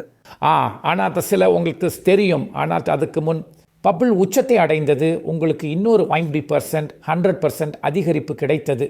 இன்றைக்கி நம்ம இருக்கும் இடத்துலேருந்து ஆம் ஆம் ஆம் சில அளவு கோள்களின்படி, ஆனால் உங்களுக்கு தெரியும் அது விவாதத்திற்குரியது. ஆனால் பொதுவாக அமெரிக்க மார்க்கெட், குறிப்பாக ஏஐ பங்குகளின் மதிப்பீடு மிகவும் விலை உயர்ந்தவை. மேலும் விலை போக்குகளும் மிகவும் நீண்டுள்ளன. நீங்கள் அடுத்த வரைபடத்தை பார்த்தா அது நீங்கள் பார்த்தா இதோ இருக்கிறது. குமிழ்கள் வரலாற்று ரீதியாக பொதுவாக விலைகள் இன்ஃப்ளேஷனுக்காக சரி செய்யப்பட்ட பிறகு சுமார் 10 மடங்கு உயரும் அல்லது 10 முதல் 15 வருட காலத்திற்குள். அது உண்மையில் அது ஒரு அமேசிங் புள்ளி விவரம். நீங்க கண்டறிந்தது என்னவென்றால், வட்டி விகிதங்கள் மாறும் வரை ஏஐ குமிழ் வீங்குகிறது. ஆனால் அதற்கும் நம்மளுக்கு அதிக மதிப்பீடு இருக்குது. பெரிய குமிழ்கள் விலைகள் 10 ஆண்டுகளில் 10 மடங்கு உயர்கின்றன. மேலும் அதை நீங்கள் ஆண்டுக்கு, நான் சொல்றது தசாப்தமா, குமிழ்க்கு பின் குமிழ், அதன் குமிழ்க்கு பெரிய குமிழ்களில் போருக்கு பிந்தைய வரலாற்றில் நான் இங்கே காட்டியுள்ள அதுதான் பொதுவான ட்ரெண்ட். அதனால நான் சொல்லுவேன். மேலும் உங்களிடம் கடைசி விஷயம் உள்ளது. அமெரிக்க தொழில்நுட்பம் இப்போது 10 வருடங்கள், மேலும் அது 10 மடங்கு. ஆமாம், 10 வருடங்களுக்கும் சற்று மேல். அதனால் நான் நினைக்கிறேன் முழு பிரச்சனையும் என்னென்றால், அதனால் நான் சொன்னது போல் ஏதேனும் ஒன்று குமிழியாக இருக்கிறதா என்பதை பகுப்பாய்வு செய்ய நான் பார்க்கிற 4 ஓக்கள் என்னிடம் உள்ளன. அதனால் இது ஒரு அதிக மதிப்பீட்டு பகுதி. அப்ரேஷன் நீங்கள் ஓவர் இன்வெஸ்ட்மெண்ட்டை பார்க்க வேண்டும். மேலும் நான் சொன்னது போல் மற்றும் உங்களுக்கு தெரியும், அங்கே நிறைய இன்வெஸ்ட்மெண்ட் நடந்து கொண்டிருக்குது. உண்மையில் இன்றைக்கு அமெரிக்காவிலே ஜிடிபியின் பங்காக டெக் இன்வெஸ்ட்மெண்ட் சுமார் 6% உள்ளது. மேலும் கடந்த சில ஆண்டுகளில் இருந்ததை ஒப்பிடும்போது இது மிகவும் பெரியது. அப்புறம் 3வது ட்ரெண்டு உங்களுக்கு தெரியும், நான் கண்டறிவது என்னவென்றால், அதாவது 3வது ஓ என்று சொல்லலாம், ட்ரெண்ட் அல்ல, இன்றைக்கு உள்ள உண்மை என்னவென்றால், மேலும் இது என்னை பொறுத்தவரை ஒரு அதிர்ச்சியூட்டும் புள்ளி விவரம். இன்றைக்கு அதிகமான அமெரிக்கர்கள் பங்குகளை வைத்திருக்கிறார்கள். அவங்க சொத்து வச்சிருக்கிறத விட அதுதான் அமேசிங். அதை பாருங்க, அதிக உரிமை அமெரிக்கர்கள் மட்டுமே சொத்துக்களை விட அதிக செல்வத்தையும் பங்குகளையும் வைத்திருக்கிறார்கள். நான் சொல்றது என்னன்னா, அது ஆச்சரியம். இதுவே முதல் முறை இது நடந்திருக்கிறது. சரி தானே? மேலும் உலகின் மற்ற பகுதிகளில் இது போல எதுவும் இல்லை. இதே போல எதுவும் இல்லை. அமெரிக்காவில் சொத்துக்கள் 30%-த்தினராலும் பங்குகள் 32%-த்தினராலும் வைத்திருக்கப்படுகின்றன. சீனா 55 மற்றும் 11. ஆமாம், இதுதான் உங்களுடைய ஸ்டாக் மார்க்கெட்டில் எவ்வளோ உள்ளது மற்றும் சொத்தில் எவ்வளோ உள்ளது என்பதற்கான தொகை. ஆமாம். பொதுவாக உங்கள் நிகர மதிப்பில் பெரும்பாலானவை நீங்கள் தங்கியிருக்கிற வீட்டிலும் உங்களிடம் உள்ள சொத்துக்களிலும் தான் இருக்கும் என்பதை நாம் வழக்கமாக பார்க்கிறோம். சரி சரி சரி. அதனால இப்போது அமெரிக்காவில் நாம் பார்ப்பது என்னன்னா, மக்களினுடைய நிகர மதிப்பு அவர்களிடம் சொத்து மார்க்கெட்டில் இருப்பதை விட ஸ்டாக் மார்க்கெட்டில் அதிகமாக உள்ளது. அது அமேசிங். மேலும் இந்தியா, சீனா போன்ற இடங்களில் எல்லா இடங்களிலும் உங்களுக்கு தெரியும், தரவு மிகவும் வித்தியாசமாக இருக்கிறது. ஆமாம். பெரும்பாலான முதலீடுகள் இன்னும் சொத்தில் தான் இருக்கின்றன, இருக்க வேண்டியபடியே. ஏனென்றால் அது உங்கள் முதன்மை பயன்பாடு. அதாவது அதை இன்னும் கொஞ்சம் விரிவாக விளக்க, சீனா, ஐரோப்பா மற்றும் இந்தியாவில் மக்களின் செல்வத்தில் 50%-த்திற்கும் அதிகமானவை சொத்துக்களில் உள்ளன. ஆம். மேலும் 11, 16 மற்றும் 7% மட்டுமே பங்குகளில் உள்ளன. ஆம். அமெரிக்காவில் 30% சொத்துக்களிலும் 32% பங்குகளிலும் உள்ளன. அதை மட்டும் விளக்குங்கள். ஏன்? ஆமாம், என்னால் போதையில் நான் நினைக்கிறேன், அமெரிக்காவில் நிறைய பேர் வர்த்தகத்தை விரும்புகிறார்கள். அமெரிக்காவில் சில்லறை வர்த்தகம் நிறைய நடக்கிறது. நீங்கள் வர்த்தக அளவுகளை பார்த்தால் கூட இப்போது அதன் மிக முக்கியமான பகுதி சில்லறை முதலீட்டாளர்களை பற்றியது. எனவே அங்கே ஒரு பெரிய மக்கள் படையே உள்ளது. அவர்கள் தங்கள் நாள் முழுவதையும் பங்குகளை வர்த்தகம் செய்வதிலேயே செலவிடுகிறார்கள். அப்படி என்ன? இது மீண்டும் ஏஐ பற்றியதா? இதில் பெரும்பகுதி ஏஐ தான். சரி. ஏன்டன் அல்மாண்ட் அவர்கள் அடிப்படையில் வாங்குவது இந்த மேக் 7 பங்குகளில் சில அல்லது அவர்கள் மற்ற உங்களுக்கு தெரியும் ஏஐ கருப்பொருள் பங்குகளை வாங்குகிறார்கள். அது பாலண்டீராக இருந்தாலும் சரி அல்லது அவர்கள் வாங்கும் பிற பங்குகளாக இருந்தாலும் சரி. அதனால் அங்கு மேலும் அவை விலைமுதல் வருவாய் விலைமுதல் விற்பனை என வரும்போது எல்லா விதமான நம்ப முடியாத மதிப்பீடுகளில் வர்த்தகம் செய்யப்படுகின்றன இன்னும் அதிகமாக. எனவே அதுதான் நடந்து கொண்டிருக்கிறது என்று நான் நினைக்கிறேன். அது அமெரிக்காவிற்கும் உலகின் பிற பகுதிகளுக்கும் இடையில் உள்ள ஒரு மிக மிக பெரிய வித்தியாசம் இல்லையா? எனக்கு ஒரு சமூகவியல் சார்ந்த அதிகப்படியான அறிகுறி. ஆம் ஆம். பங்குகளில் வர்த்தகம் செய்வதில் உங்கள் நேரத்தை ஏன் இவ்வளவு செலவிட வேண்டும்? மேலும் அமெரிக்காவிலே உள்ள பல இளைஞர்கள் ஒரு வீடு வாங்குவதை கிட்டத்தட்ட கைவிட்டு விட்டார்கள் என்று நான் நினைக்கிறேன். மேலும் அவர்கள் சொல்கிறாங்க, அது ரொம்ப விலை உயர்ந்ததாக இருக்கிறதால் எங்களுக்கு என்ன கிடைக்கிறதோ அதை செலவழிப்போம் வர்த்தகத்தை பொறுத்த வரையில் ஸ்டாக் மார்க்கெட்டில். அதனால் என் கடவுளே. மேலும் நீங்கள் கூறிய மற்றொரு விஷயம் மீண்டும் திரும்பி பார்த்தால், நீங்கள் அதில் இவ்வளவு ஆராய்ச்சி செய்திருக்கிறீர்கள். வட்டி விகிதங்கள் உயரும் போது குமிழ்கள் உடைகின்றன. ஆம், நான் கொஞ்சம் அதாவது நீங்கள் ஒரு விஷயத்தை சொல்ல. ஆம் ஆம், நன்றிக்கும். அது என்னன்னா, எனவே நாங்கள் இங்கே 4 ஓக்லெஸ் பயந்தோம். எனவே நான் சொன்னதுவால் ஆம் ஆம் ஆம் ஆமாம். எனவே காய்ச்சி உங்களுக்கு தெரியும் அது இங்கே எப்படி பொருந்துகிறது என்பதை பற்றி நாங்கள் பேசியிருக்கிறோம். அதாவது உங்களிடம் அதிக மதிப்பீடு இருக்கிறது. ஆம். உங்களிடம் ஓவர் இன்வெஸ்ட்மெண்ட். சரி. அதிகப்படியான உரிமைத்துவத்தை நாங்கள் இப்போது தான் காட்டினோம். சரி. என்ன நடக்குது என்பதை பற்றி கடைசியானது ஓவர் லெவரேஜ் பற்றியது. சரி. மற்றும் உங்களுக்கு தெரியும் அதிகப்படியான கடனால். ஆம். ஸோ இப்போது இங்கே நியாயமாக பார்த்தால் இந்த நிறுவனங்கள் இதுவரை அதிக கடனை எடுக்கலை. ஆனால் அந்த சிலை மிக வேகமாக மாறி வருகிறது. அதாவது அவர்கள் முதல் முறையாக இன்னும் அதிக கடனை எடுக்க தொடங்கியுள்ளனர். அதைத்தான் நீங்கள் சொன்னீங்க. அவ்வளோ வேகமாக வளராத சில நிறுவனங்கள் நிறைய கடன் வாங்கியுள்ளன. ஈடு செய்வதற்காக கடன் வாங்க தொடங்குகின்றன. ஏஐ போட்டி. சரி. என்றால் உங்களுக்கு தெரியுமா, அவர்கள் சரி இந்த ஏஐ மாடல்களை உருவாக்குவதில் செலவிட நாங்கள் இன்னும் நிறைய கடன் வாங்க வேண்டும், எனவே நாங்கள் இன்னும் அதிக கடன் வாங்கப் போகிறோம் என்பது போல சொல்கிறார்கள். அதனால் நான் புறநிலையாக பார்த்தால் இது இன்னும் கவலைக்குரியதாக இல்லை. ஆனால் அதிக கடன் விஷயத்தில் அமெரிக்காவில் அரசாங்கம் அதிக கடன் வாங்கியுள்ளது என்று நீங்கள் வாதிடலாம் என்றாலும் மற்ற 3 ஓக்களை பார்த்தால் அது மிகவும் நீட்டிக்கப்பட்டுள்ளது. அதனால்தான் அமெரிக்கா ஏதோ ஒரு வகையான ஏஐ குமிழியின் முன்னேறிய கட்டத்தில் இருப்பதாக நான் நினைக்கிறேன். ஏனென்றால் அதுதான் அமெரிக்காவிலும் ஸ்டாக் மார்க்கெட்டை உண்மையில் இயக்குகிறது. உண்மையில் கடந்த ஆண்டின் அது அதிகமாக உந்துகிறது. அதனால் நான் நினைக்கிறேன் அதை மிகையாக இயக்குகிறது.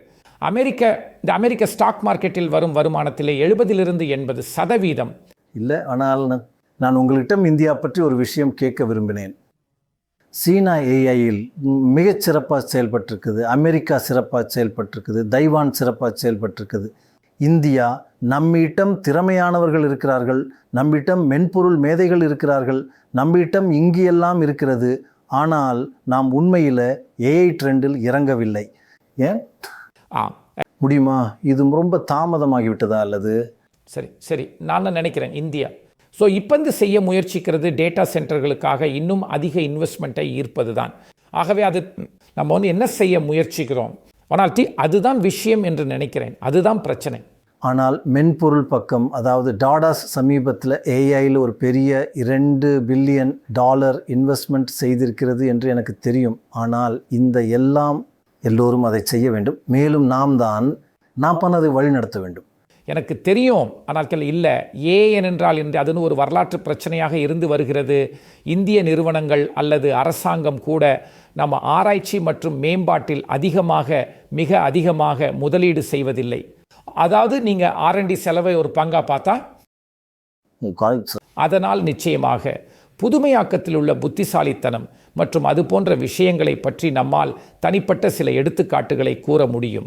ஆனால் நாம் பெரிய அளவில் புதுமைகளை உருவாக்குபவர்களின் தேசம் அல்ல, நாம் மேம்படுத்துபவர்களின் தேசம், நாம் சமாளிப்பதற்காக நம்மால் முடிந்ததை செய்பவர்களின் தேசம். ஆனால் நீங்கள் R&D செலவை GDPயின் ஒரு பங்கா பார்த்தால் நீங்கள் சொல்கிறது சரிதான், ரொம்ப குறைவு. இந்தியா இன்னும் மிகவும் குறைவாக இருக்கிறது. குறிப்பாக நாம் பேசிக்கொண்டிருக்கும் இந்த மற்ற நாடுகளுடன் ஒப்பிடும்போது, குறிப்பாக தனியார் துறையால். ஆம், சரியா. R&Dயில் இருக்கிறது முக்கியமாக அரசாங்கத்துடையது தான், தனியார் துறையுடையது அல்ல. இது இந்தியாவுக்கு ஒரு பெரிய கவலை. அதனால் இதுதான் நடக்க வேண்டும் அப்படின்ற நினைக்கிறேன். மேலும் அதில் ஈடுபடாமல் ஏஐ துறையில் ஆம், மேலும் நாம் உண்மையில் ஏஐயில் தலைவர்களாக இருந்திருக்க முடியும். மேலும் கடந்த ஆண்டு இந்திய ஸ்டாக் மார்க்கெட் மற்ற சந்தைகளை விட குறைவாக செயல்பட்டதற்கு அதுவும் கூட ஒரு காரணம். ஸோ என்னென்றால் ஏஐ அவ்வளோ பெரிய விஷயமாக இருந்தது. சரி, மேலும் எங்களிடம் ஏஐ பற்றி எதுவும் இல்லை. ஒருவேளை வெளிநாட்டு முதலீட்டாளர்கள் வேலைகள் இழக்கப்படலாம், அவுட் சோர்சிங் அச்சுறுத்தலுக்கு உள்ளாகலாம் என்ற காரணத்தால் இந்தியாவை ஒரு சாத்தியமான தோல்வியாளராக நினைத்தால், சார், எனவே அதுதான் நடந்ததென்று நான் நினைக்கிறேன். ஆமாம். இப்போ அந்த பபுளுக்கு மீண்டும் வருவோம். ஆமாம், மீண்டும் நீங்களுடைய நிறைய ஆராய்ச்சி செய்திருக்கிறீர்கள். வட்டி விகிதங்கள் உயர்த்தப்படும் போது பபிள்கள் எப்பொழுது நிகழ்கின்றன? இன்னொரு 10 ஆண்டு, அது ஒரு 10 ஆண்டு புள்ளி மற்றும் அரசாங்கங்கள் வட்டி விகிதங்களை உயர்த்துகின்றன. அதனை பாருங்கள். 1929, ஆமாம், அவர்கள் இன்ட்ரெஸ்ட் ரேட்டை உயர்த்தினார்கள். ஆனால் இவையெல்லாம் பபிள்கள். 73, 80, 89, 94. ஒவ்வொரு முறையும் அது சுமார் 10 ஆண்டுகளாக இருந்தது. ஸ்டாக் விலை 10 மடங்கு எட்டியது மற்றும் இன்ட்ரெஸ்ட் ரேட் உயர்த்தப்பட்டது. உண்மையில் கண்டுபிடிக்க என்ன ஒரு கலவை. ஆமாம், நான் கிடைக்கிற விஷயம் என்னன்னா, உங்களோட வாழ்க்கையில் 2வது முறையாக நல்லா செஞ்சீங்க. இல்லை, இங்குள்ள மக்கள் என்னிடம் பபிள் எப்போது வெடிக்கும் என்ற கேள்வியை தொடர்ந்து கேட்டுக்கொண்டிருக்கிறார்கள் என்று நான் நினைக்கிறேன். எனின் தக்க அதற்கு முடிவே இல்லை, அதில் எந்த அறிவியலும் இல்லை. ஆமாம், சரிதானே? இணைத்தால நான் சொன்னது போல அது இன்றைக்கு உங்களுக்கு தெரியும், மதிப்பீடுகள் வைக்கின்ற மிகவும் நீண்டுள்ளன. ஆனால் இந்த குமிழி மேலும் பெரிதாவது எது தடுக்கிறது? ஜிஎன், என்விடியா அல்லது இது போன்ற மற்ற ஏஐ பங்கு உங்களுக்கு இருந்து தெரியும்படி இங்கிருந்து இன்னும் அதிகமாக உயர முடியாது. மேலும் நான் செய்த வரலாற்று ஆராய்ச்சியின்படி வட்டி விகிதங்கள் உயரத் தொடங்கும் போதுதான் ஒரு குமிழி எப்போது உடையும் என்பதை அறிந்து கொள்வதற்கான ஒரே வழியாக இருந்தது. ஸோ அதுதான் போது சாவுமணியாக சுவாசமாக இருக்கிறது ஒவ்வொரு குமிழிக்கும். எனவே வட்டி விகிதங்கள் உயரும் வரை இந்த குமிழி மேலும் பெரிதாக வாய்ப்புள்ளது. சற்றே திசை திருப்ப, இதற்கெல்லாம் மத்தியில் தங்கம் பற்றி என்ன? அது கூரையை பீத்து கொண்டு போகிறது. ஆமாம், இதுதான் பிரச்சனை என்று நான் நினைக்கிறேன். அதாவது நாம் இதுக்கு முன் உங்கள் நிகழ்ச்சியில் பேசியிருக்கிறோம். ஆம், நான் எப்போதும் கேசப்பிலும் இல்லை, குறைந்தபட்சம் இந்த தசாப்தத்திலாவது தங்கத்தின் மீது மிகவும் நம்பிக்கையுடன் இருந்தேன். சார், மோமீரும் குமும் தங்கம் என்பது தங்கமும் பிட்காயினும் டாலருக்கு எதிரான நல்ல முதலீடுகள் என்று எப்போதும் நினைத்தேன். அதாவது நான் டாலர் மீது சற்று அவநம்பிக்கையுடன் இருந்தேன்.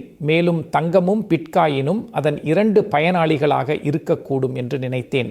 சரி, அதனால் நான் இப்போது சற்று கவலை அடைகிறேன். உண்மையிலே நான் இதை பற்றி சில மாதங்களுக்கு முன்பு, அதாவது கடந்த அக்டோபர் மாதம், தங்கம் இன்று ஒரு பாதுகாப்பான புகலிடமாக செயல்படவில்லை என்பதை பற்றி ஒரு கட்டுரை எழுதினேன்.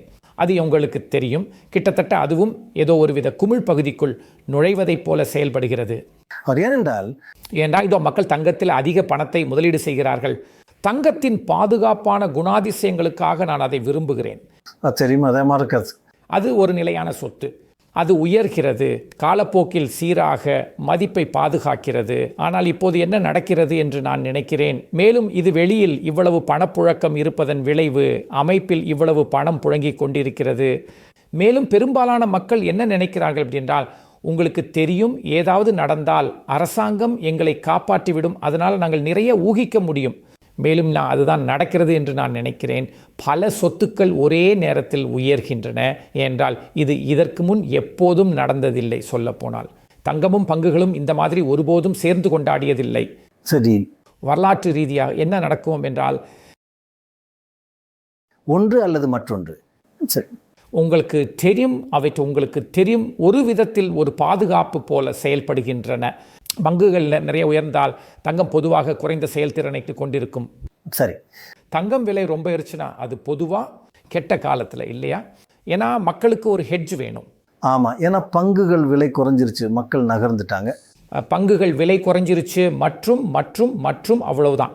இந்த முறை ரொம்ப அன்யூஷுவல் என்னென்னா, தங்கமும் பங்குகளும் ஒன்றா பார்ட்டி பண்ணுது. அதனால் எனக்கு என்ன தோணுதுன்னா, வட்டி விகிதங்கள் ஏறும்போது அது தங்கத்துக்கும் எதிர்மறையாக இருக்கலாம். ஆனால் இப்போதைக்கு அந்த ரெண்டும் இருக்கும் வரை போகுது, ஒன்றா செயல்படுது, எல்லோரும் சந்தோஷமாக உணர்றாங்க. ஆனால் இது இந்தியாவுக்கு ஒரு நல்ல செய்தி. ஏன்னா வீடுகள்லேயும் சரி, ஒட்டுமொத்த நாட்டிலையும் சரி, நம்மக்கிட்ட நிறைய தங்கம் இருக்குது. அதனால் தங்கம் விலை ஏறினது உண்மையிலேயே நம்மளோட செல்வாதாரத்தை அதிகரிச்சிருக்கு. மற்றும் இது ஒரு கலவையான விஷயம். ஏன்னா நாமளும் அதில் நிறைய இம்போர்ட், அதனால நம்ம அதை வாங்கணும். உண்மை. ஆமாம், ஏன்னா நம்ம அதில் நிறைய இம்போர்ட் பண்ணுறோம். அப்புறம் தங்கத்தை பணமாக்க மக்கள் உண்மையிலேயே எதுவும் செய்யறதில்லை இல்லையா? ஏன்னா ஆமாம், ஒரு நேர்மறையான செல்வ விளைவை நீங்கள் எப்படி பெறுவீங்க? அதை பணமாக்க நீங்கள் ஏதாவது செஞ்சால் உங்களுக்கு ஒரு நேர்மறையான செல்வ விளைவு கிடைக்கும். ஆனால் இந்தியாவில் நம்ம தங்கத்தை பதுக்கி வைக்கிறோம். உண்மையில் சொல்லப்போனால் இந்தியாவில் பெரும்பாலான மக்கள் வருத்தத்தில் இருக்காங்க. உணர்வு பூர்வமான காரணங்கள். உணர்வு பூர்வமாக அப்புறம் அவங்க கல்யாணம் அது இதுன்னு புது தங்கம் இன்னும் வாங்குறாங்க. அதனால் பெரும்பாலான மக்கள் அவ்வளோ சந்தோஷமாக இல்லை. நீங்கள் தங்கத்தை வாங்குறவராக இருந்தால் நீங்கள் தங்கம், வெள்ளி மற்றும் வேறு மற்ற விஷயங்களில் ஊக வணிகம் செஞ்சால் சந்தோஷமாக இருப்பீங்க, நீங்கள் சந்தோஷமாக இருப்பீங்க. ஆனால் பயனர்களுக்கு அது அவ்வளோ சிறப்பாக இருந்ததில்லை. அதனால் இது ஏறிட்டு இருக்கிற விதத்தை பார்த்து நிறைய பேர் சரி தங்கத்தில் முதலீடு செய்ய இது நல்ல நேரம்னு சொல்லுவாங்க. ஆனால் நீங்கள் இது ஒரு விதமான குமிழி நிலைக்குள்ளே போகலாம், விலை அதிகமாக இருக்குது, வட்டி விகிதங்களும் இதை பாதிக்கும்னு சொல்கிறீங்களா? ஸோ நான் இந்த முறை நான் நினைக்கிறேன் தெரியுமா, இது ஒரு சிறிய கவலை போல இருக்க போகிறது. அதாவது வட்டி விகிதங்கள் அதிகரித்து பங்குகள் குறைந்தால் அது தங்கத்தையும் பாதிக்கக்கூடும் என்பது என் பயம். நான் இதில் மிகவும் நம்பிக்கையுடன் இருந்த போதிலும் சரி தெரியுமா ஒரு நீண்ட காலமா ஆம் ஆனால் அது ஒருவேளை ஒரு வகையான உச்சத்தை அடைவதை நீங்கள் பார்க்கிறீர்கள். ஹமஸ் அதோட அபாயகமான பகுதிக்குள் நுழைகிறது என்ற விதத்தில் அங்கு குறைந்தபட்சம் நான் உணர்கிறேன். நான் குறைந்தபட்சம் அதில் புதிய பணத்தை போடுவது பற்றி கவலைப்படுகிறேன். நான் ஏற்கனவே அதில் சில கேபிட்டல் முதலீடு செய்திருந்தாலும். சரி, எப்படியும் உங்களிடம் போதுமான தங்கம் உள்ளது. சரி இருக்கிறது. உங்கள் இரண்டாவது ஃபோர்காஸ்டர் என்பது ஆசோ அமெரிக்காவில் கட்டுப்படியான நெருக்கடி என்று அழைக்கப்படுவது மற்றும் அது வட்டி விகிதங்களை அதிகமாக செல்லும்படி கட்டாயப்படுத்துகிறது. ட்ராம்ப் அதை விரும்பவில்லை என்றாலும் மேலும் நாம் அதற்குள் செல்வோம். அமெரிக்க மக்கள் இப்போது 5 ஆண்டுகளுக்கு முன்பு அவர்கள் செலுத்தியதை விட உணவிற்காக 30% அதிகமாக செலுத்துகிறார்கள். வாங்கும் திறன், நுகர்வோர் விலைகள் ஒட்டுமொத்தமாக வெறும் 22% உயர்ந்துள்ளன. ஆனால் உணவு விலைகள் மற்றும் வீட்டு விலைகள், அதில்தான் அவர்கள் உண்மையில் தங்கள் வாழ்க்கையை செலவிடுகிறார்கள். வாங்கும் திறன் 30%. ஆமாம், அதனால் நான் நினைக்கிறேன் இதுதான் அமெரிக்காவில் உண்மையான பிரச்சனையாக இருந்து வருகிறது. அதாவது உண்மையில் ட்ரம்பின் செல்வாக்கு மதிப்பீடுகளை குறைத்ததற்கு காரணமான முதல் பிரச்சனை என்னவென்றால் அது அமெரிக்காவில் பலருக்கு இன்ஃப்ளேஷன் இன்னும் அதிகமாக இருப்பது தான். அதனால் உங்களுக்கு தெரியும், அவர்கள் வாங்கும் அடிப்படை பொருட்கள், மளிகை பொருட்கள், உணவு அதிகமாக உள்ளது. உண்மையில் மின்சார விலைகள் இந்த காலகட்டத்தில் 40% வரை உயர்ந்துள்ளன. ஓரளவிற்கு ஏஐ காரணமாக. 40%? வா. ஃப்ராம்கெரேப் கெனம்ஸுக்கு சொந்தரியனி இனோடல் ஒன்னிலிக்காயின் தெரியும் என்றால் அவர்கள் சில பகுதிகளில் அதிக மின்சாரத்தை பயன்படுத்துகிறார்கள். ஸோ குறிப்பாக வெர்ஜீனியா போன்ற பகுதிகளில் எல்லாம் அங்கு நிறைய டேட்டா சென்டர்கள் வந்து உள்ளன இப்போ. அதனால் நான் நினைக்கிறேன் அதுதான் உண்மையான கவலை. அதாவது உணவு விலைகள், மற்ற விலைகள் இன்னும் அதிகமாக உயர்ந்துள்ளன. செனட் வாக் இன் நியாசிங்கிலிக்கு டென்ஷன். மேலும் அந்த விலைகள் அவற்றின் உயர்வை பொறுத்தவரை மிதமாக தொடங்கியுள்ளன கடந்த ஆண்டில். ஆனால் அவற்றின் அமெரிக்காவில் இன்ஃப்ளேஷன் இன்னும் 3% அருகில் உள்ளது. மேலும் அமெரிக்கா இந்த வகையான உயர் இன்ஃப்ளேஷனுடன் மிக நீண்ட காலமாக வாழ்ந்ததில்லை. 3% என்பது சாதாரணம்தான். ஆனால் உணவு மற்றும் வீட்டு வசதி என்பது அதைவிட 2 மடங்கு கிட்டத்தட்ட. ஆமாம், கடந்த 5 ஆண்டுகளில் அதுதான் நடந்திருக்கிறது. ஆமாம் ஆமாம், வெறும் 5.5 ஆண்டுகள். 5 ஆண்டுகள். ஆமாம். அமெரிக்காவில் ஆண்டு இன்ஃப்ளேஷன் 3% இருந்துள்ளது. மேலும் 2% இலக்காக இருந்தது. ஸோ இப்பொழுது அமெரிக்கா அந்த 2% இலக்கை தொடர்ந்து 55 மாதங்களாக தவற விட்டுள்ளது. அதனால் அது இப்பொழுது காலப்போக்கில் பெருகத் தொடங்குகிறது. சரி சரி. இன்ஃப்ளேஷன் தொடர்ந்து அதிகமாகிக் கொண்டே செல்வதால் பலர் அதை பற்றி கவலைப்படுகிறார்கள். மேலும் இன்ஃப்ளேஷன் உச்சத்திலிருந்து குறைந்திருந்தாலும் அது இன்னும் ஒப்பீட்டளவில் குறையாமல் பிடிவாதமாக இருப்பதால் அவர்கள் தங்கள் நல்வாழ்வை பற்றி அவ்வளவு நன்றாக உணரவில்லை. வெளிக்கு அந்த ட்ரம்பின் மதிப்பீட்டையும் பைஷிடஸ். ஆமாம், மேலும் அவர் இப்போது அதிக பணத்தை விநியோகிக்கிறார். அதனால் இது வெளிப்படையாக அரசாங்கத்திற்கு மிகவும் எதிர்மறையான பிஆர்டி கர்வினையை ஏற்படுத்துகிறது. ஆமாம், நான் உணர்ற பிரச்சனை இதுதான் என்று நினைக்கிறேன். அதாவது ஒரு ரிஸ்க் விளைவு இருக்கிறது. வட்டி விகிதங்கள் குறைய வேண்டும் என்று அவர் விரும்புகிறார். அவர் அது குறைய வேண்டும் என்று விரும்புகிறார். ஆனால் என் பயம் என்னவென்றால் மக்களை திருப்திப்படுத்த அவர் அதிக பணம் செலவழித்தால் அமெரிக்காவில் வட்டி விகிதங்கள், குறிப்பாக அவர் கட்டுப்படுத்தாதவை, அதிகரிக்கக்கூடும். அவர் ஒரு வகையில் வைக்க முயற்சிக்கிறார். உங்களுக்கு தெரியும், ஃபெடில் நட்பு ரீதியான நபர்கள் மற்றும் வட்டி விகிதங்களை குறைக்க முயற்சித்தல், ஆனால் நீண்ட கால வட்டி விகிதங்கள் உயரத் தொடங்கலாம். அவர்கள் லூஸ் நம்பகத்தன்மையை ஃபெடில் தொடங்கினால் மற்றும் உங்களுக்கு தெரியும் அமெரிக்காவில் என்ன நடக்கிறது என்பது. அதனால் அது கவலைகளில் ஒன்று. மற்ற இப்போ ரொம்ப சுவாரஸ்யமான விஷயம் என்னென்னா, உலகின் பிற பகுதிகளில் உண்மையில் வட்டி விகிதங்கள், குறிப்பாக நீண்ட கால வட்டி விகிதங்கள் உண்மையில் இந்த மலிவு நெருக்கடி விலைகள் உயர்வது அடிப்படையில் மார்க்கெட்டில் அதிகப்படியான பணம் இருக்கிறதால் தான். அதனால் ஃபெட் அல்லது ரிசர்வ் வங்கிகள் வட்டி விகிதங்களை உயர்த்த விரும்புகின்றன. ஆமாம். மேலும் இதை நம்ம சற்று முன்பு குறிப்பிட்டது போல இது உலகம் முழுவதும் நடந்து கொண்டிருக்கிறது. ஜப்பானில் கணிசமாக அதிகரித்துள்ளது. கொரியா, ஜெர்மனி, பிரான்ஸ் வட்டி விகிதங்கள் உயர்ந்து வருகின்றன. ஆமாம். அமெரிக்காவில் உணவுப் பொருட்களில் இந்த 30% அதிகரிப்பு இருந்த போதிலும் அவர் அதை குறைக்க விரும்புகிறார். அதுக்கு சரி. அதனால் நான் என்ன நினைக்கிறேன் அப்படின்னு உங்களுக்கு தெரியும், அவர் ஒரு டெவலப்பராக இருந்ததால் வந்த ஒரு சித்தாந்த ரீதியான விஷயம் அவரிடம் இருக்கிறது என்று எனக்கு தோன்றுகிறது. அதாவது அவர் நிதியளிப்பின் செலவை குறைப்பதில் நம்பிக்கை கொண்டிருக்கிறார். சரி. ஆனால் பிரச்சனை என்னென்றால் பலருக்கு இன்ஃப்ளேஷன் பாதிப்பை ஏற்படுத்துகிறது மற்றும் கவனிக்க வேண்டிய மிக முக்கியமான நாடாக ஜப்பான் இருக்கப் போகிறது. ஏனென்றால் எனக்கு என்ன தோன்றுகிறது என்றால், ஜப்பான் பல ஆண்டுகளாக பணவாட்டத்தால் பாதிக்கப்பட்ட ஒரு நாடாக இருந்தது. சரி. இப்போ ஜப்பானில் வட்டி விகிதங்கள் அதிகரித்து வருகின்றன. ஏனில் இன்ஃப்ளேஷன் ஏதோ ஒரு வகையில் அது மீண்டும் வந்துள்ளது. மேலும் மத்திய வங்கி வட்டி விகிதங்களை அதிகமாக உயர்த்துவதில் தாமதம் காட்டி வருகிறது. மேலும் அவர்களிடம் நிறைய கடன் உள்ளது. ஆகவே ஜப்பானில் வட்டி விகிதங்கள் அதிகமாக உயரும் ஒரு சூழ்நிலை ஏற்பட்டால் அது சிக்கலானதாக முடியலாம் என்று நான் நினைக்கிறேன். ஏனெனில் அது அமெரிக்கா உட்பட வட்டி விகிதங்களை உயர்த்துவதில் உலகளாவிய தாக்கத்தை ஏற்படுத்தும். ஆகவே நான் அப்படித்தான் நினைக்கிறேன். இதுதான் எனது முதல் 2 போக்குகள். சரிதானே? அதாவது ஏஐ குமிழி இன்னும் நிறைய பணப்புழக்கத்தால் ஆதரிக்கப்படுகிறது.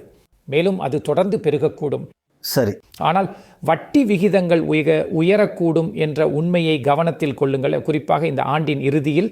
ஏனெனில் இந்த இன்ஃப்ளேஷன் தொடர்கிறது. மேலும் இது இறுதியில் குமிழியையும் பாதிக்கக்கூடும் என்று நான் நினைக்கிறேன்.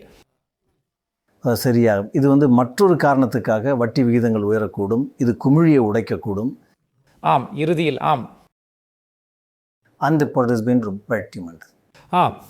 இப்போது 2026க்கான உங்கள் 3வது ஃபோர்காஸ்ட். மற்ற சர்வதேச நாடுகள் அமெரிக்காவை விஞ்சிவிடும். அமெரிக்கா சூடான பணத்தை சார்ந்திருக்க தொடங்கிவிட்டது. அது முன்னெப்போதையும் விட அதிகமாக சார்ந்திருக்கிறது. எவ்வளவு வெளிநாட்டு பணம் அமெரிக்காவிற்குள் வருகிறது என்று நாம் பார்த்தால் அது 1.7 ட்ரில்லியன் வரை உயர்ந்துள்ளது. அதாவது அது உண்மையில் ராக்கெட் வேகத்தில் உயர்ந்துள்ளது சமீபத்தில். ஆனால் அதன் நடப்பு கணக்கு பற்றாக்குறை 1.3 ட்ரில்லியனாக சரிந்துள்ளது. எனவே அது வெறுமனே மறைக்கப்படுகிறது. பற்றாக்குறை சூடான பணத்தால் மறைக்கப்படுகிறது. சரியாக சொன்னீர்கள். மேலும் உங்களுக்கு தெரியும், இது வளர்ந்து வரும் சந்தைகளில் நாம் காணக்கூடிய ஒரு மிக உன்னதமான பிரச்சனை. அதாவது நீங்கள் ஒரு வகையில் உங்களால் உற்பத்தி செய்ய முடிவதை விட அதிகமாக நுகர்கிறீர்கள். அதனால் உங்களுக்கு நடப்பு கணக்கு பற்றாக்குறை ஏற்படுகிறது. அதைத்தான் நடப்பு கணக்கு பற்றாக்குறை என்பது.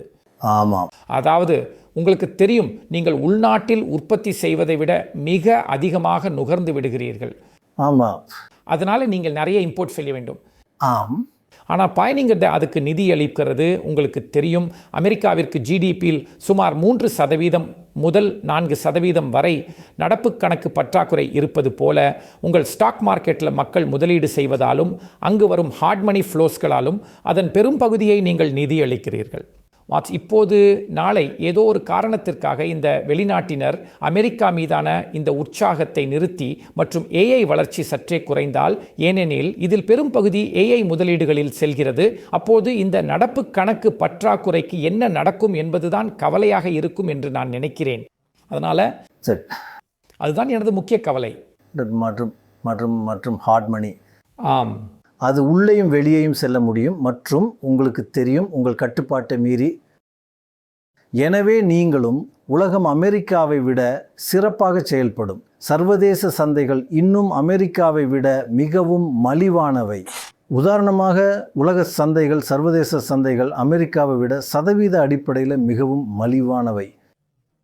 வளரும் சந்தைகள் இன்னும் குறைவாக, ஏறக்குறைய 40% மலிவானவை. இந்தியா அவ்வளவாக இல்லை, சுமார் 5% மட்டுமே மலிவானது அல்லது அமெரிக்க மார்க்கெட்டை விட குறைவு. ஆனால் உலக சந்தைகள் அமெரிக்காவை விட மிகவும் மலிவானவை. அதனால் நான் இங்கு சொல்ல வர்ற விஷயம் என்னவென்றால், அமெரிக்க பற்றாக்குறைக்கு ஹார்ட் மணி ஃப்ளோஸ் மூலம் நிதியளிக்கப்படுகிறது மற்றும் அங்கே ஏதாவது சிறிது மாறினால் டாலர் மிகவும் பலவீனமடையக்கூடும். ஏனென்றால் உங்களுக்கு தெரியும், அந்த பொருத்தமின்மை நடந்தால் மற்றும் பொதுவாக டாலர் பலவீனமடையும் போது சர்வதேச சந்தைகள் சிறப்பாக செயல்படும்.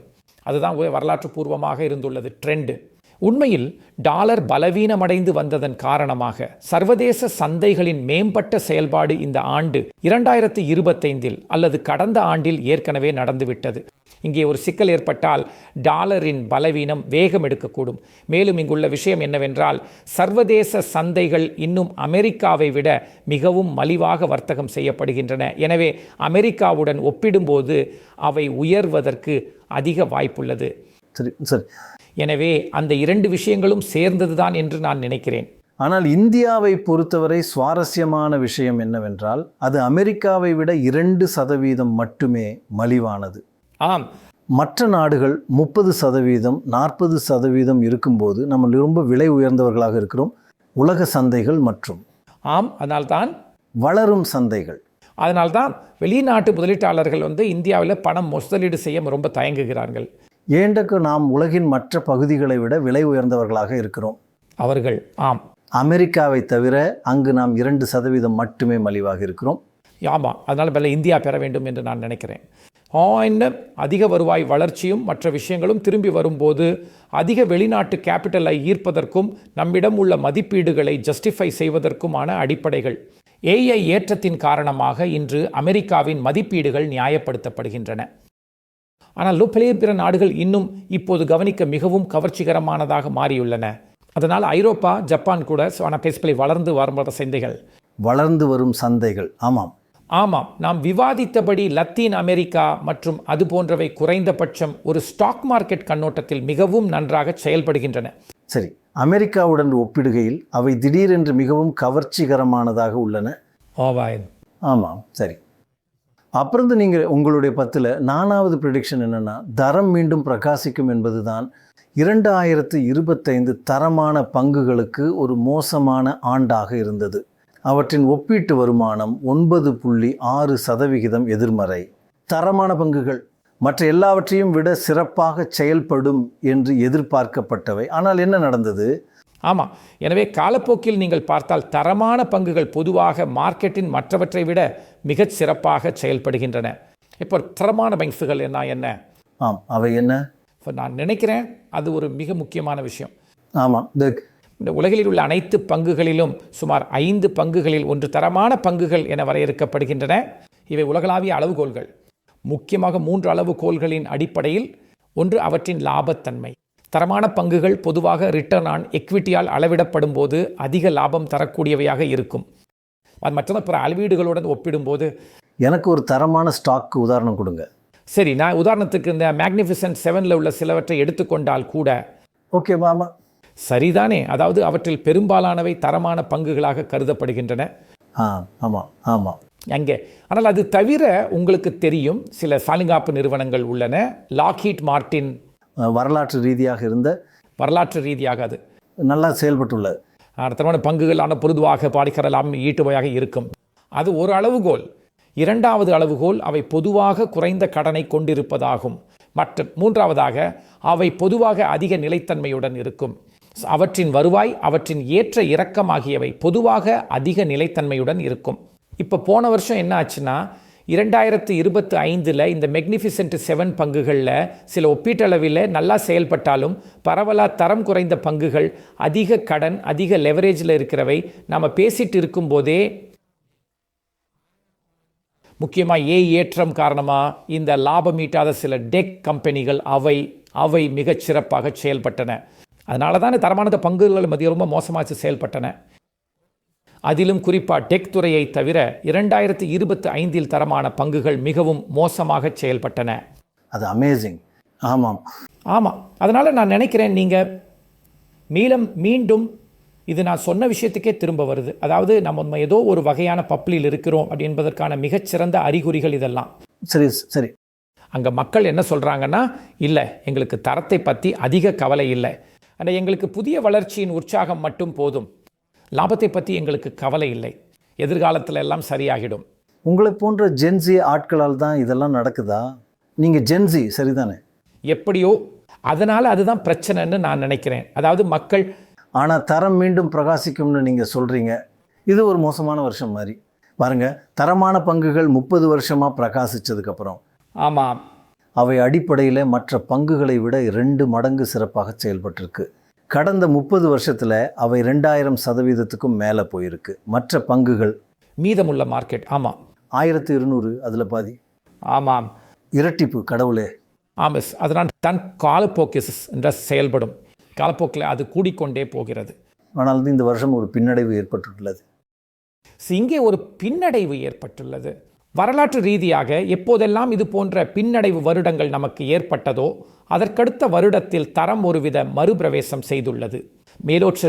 மேலும் குறிப்பாக நீங்கள் மலிவான தரமான பங்குகளை வாங்கினால் சரிதானே, அது தொழில்நுட்பத்துறைக்கு வெளியே உள்ளது. இந்த மலிவான தரமான பங்குகளில் சிலவற்றை நீங்கள் வாங்கினால் அது உங்களுக்கு தெரியும், சில நுகர்வோர் அத்தியாவசிய பங்குகள், விருப்ப பங்குகள், சில மருந்து பங்குகள் போன்றவற்றில் உள்ளது. அடுத்த சில ஆண்டுகளில் நீங்கள் சிறப்பாக செயல்பட வாய்ப்புள்ளது என்று நான் நினைக்கிறேன். எனவே நான் இங்கு வைக்கும் கால் உண்மையில் இதுதான். தரம் பிரகாசிக்கிறது, குறிப்பாக தொழில்நுட்பத்துறைக்கு வெளியே உள்ள சில மலிவான தரமான பங்குகள். அது 9.6% குறைந்த பிறகு இதை சொல்வது ரொம்ப தைரியமானது. அது அத்தனையும் மாற்றியமைக்கப் போகிறது என்று சொல்ல போடக்கலாம். எப்படி என்று பார்க்கலாம். அது எப்படி அமைகிறது என்று அவர்கள் சொல்வது போல் காலம் மட்டுமே பதில் சொல்லும். சரிதானே? 10ல் உங்கள் 5வது சீனாவை பற்றியது. ஆமாம். மேலும் போது அது எனக்கும் பெரும்பாலும் உங்களுக்கும் பிடித்தமான தலைப்பு. அதாவது சீனாவின் எக்கானமி பலவீனமாகவே இருக்கும் என்றும் 2 முகமூடிகளால் மறைக்கப்பட்டுள்ளது என்றும் நீங்கள் சொல்கிறீர்கள்.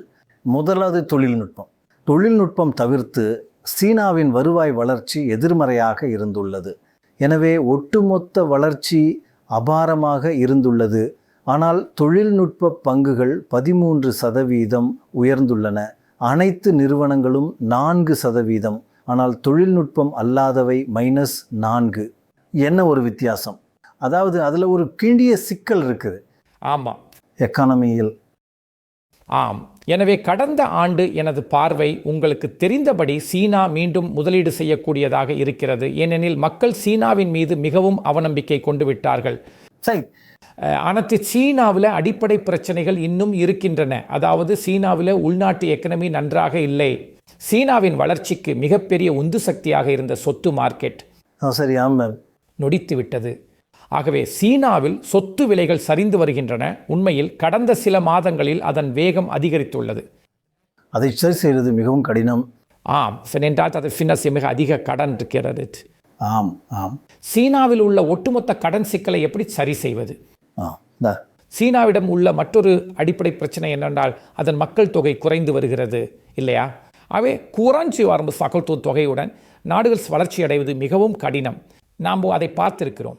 சரி, உலகம் முழுவதும் குறைந்து வரும் மக்கள் தொகை ஒரு பெரிய பிரச்சனையை ஏற்படுத்துகிறது என்று நீங்கள் இதற்கு முன்பும் சொல்லியிருக்கிறீர்கள்.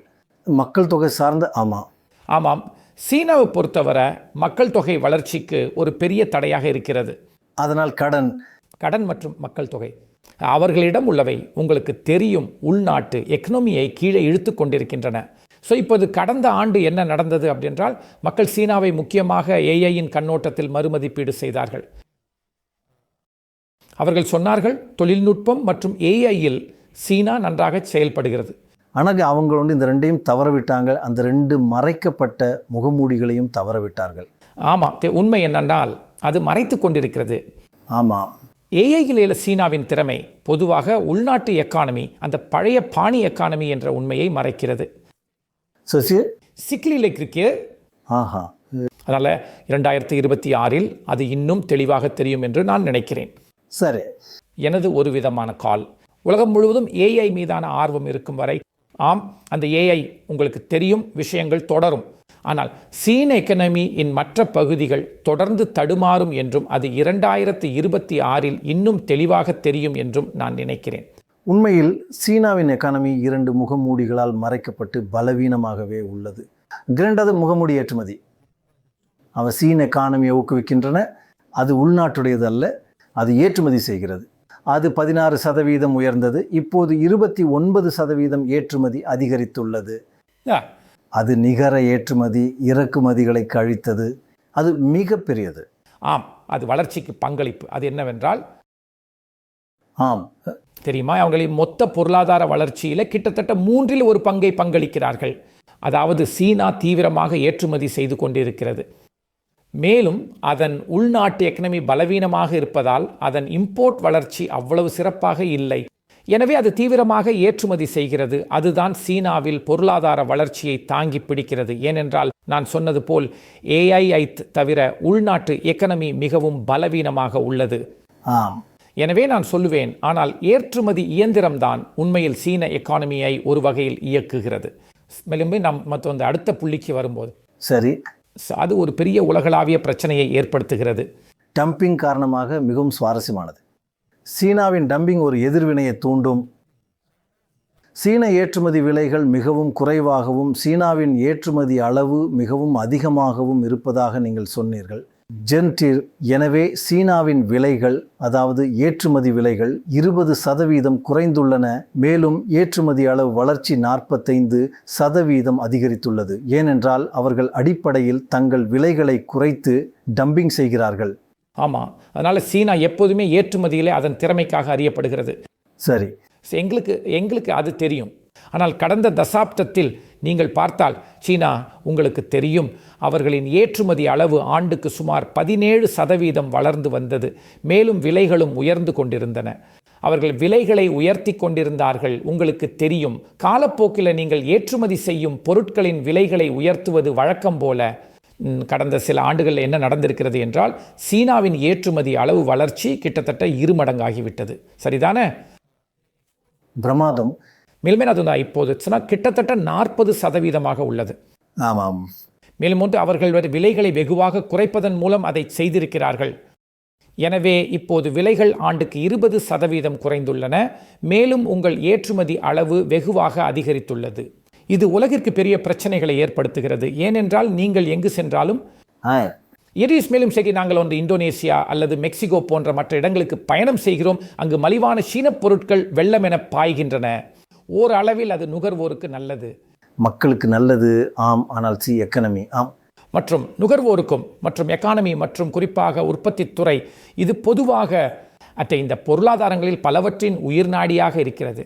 ஆம், அது அவர்களை உண்மையில் பாதிக்கிறது.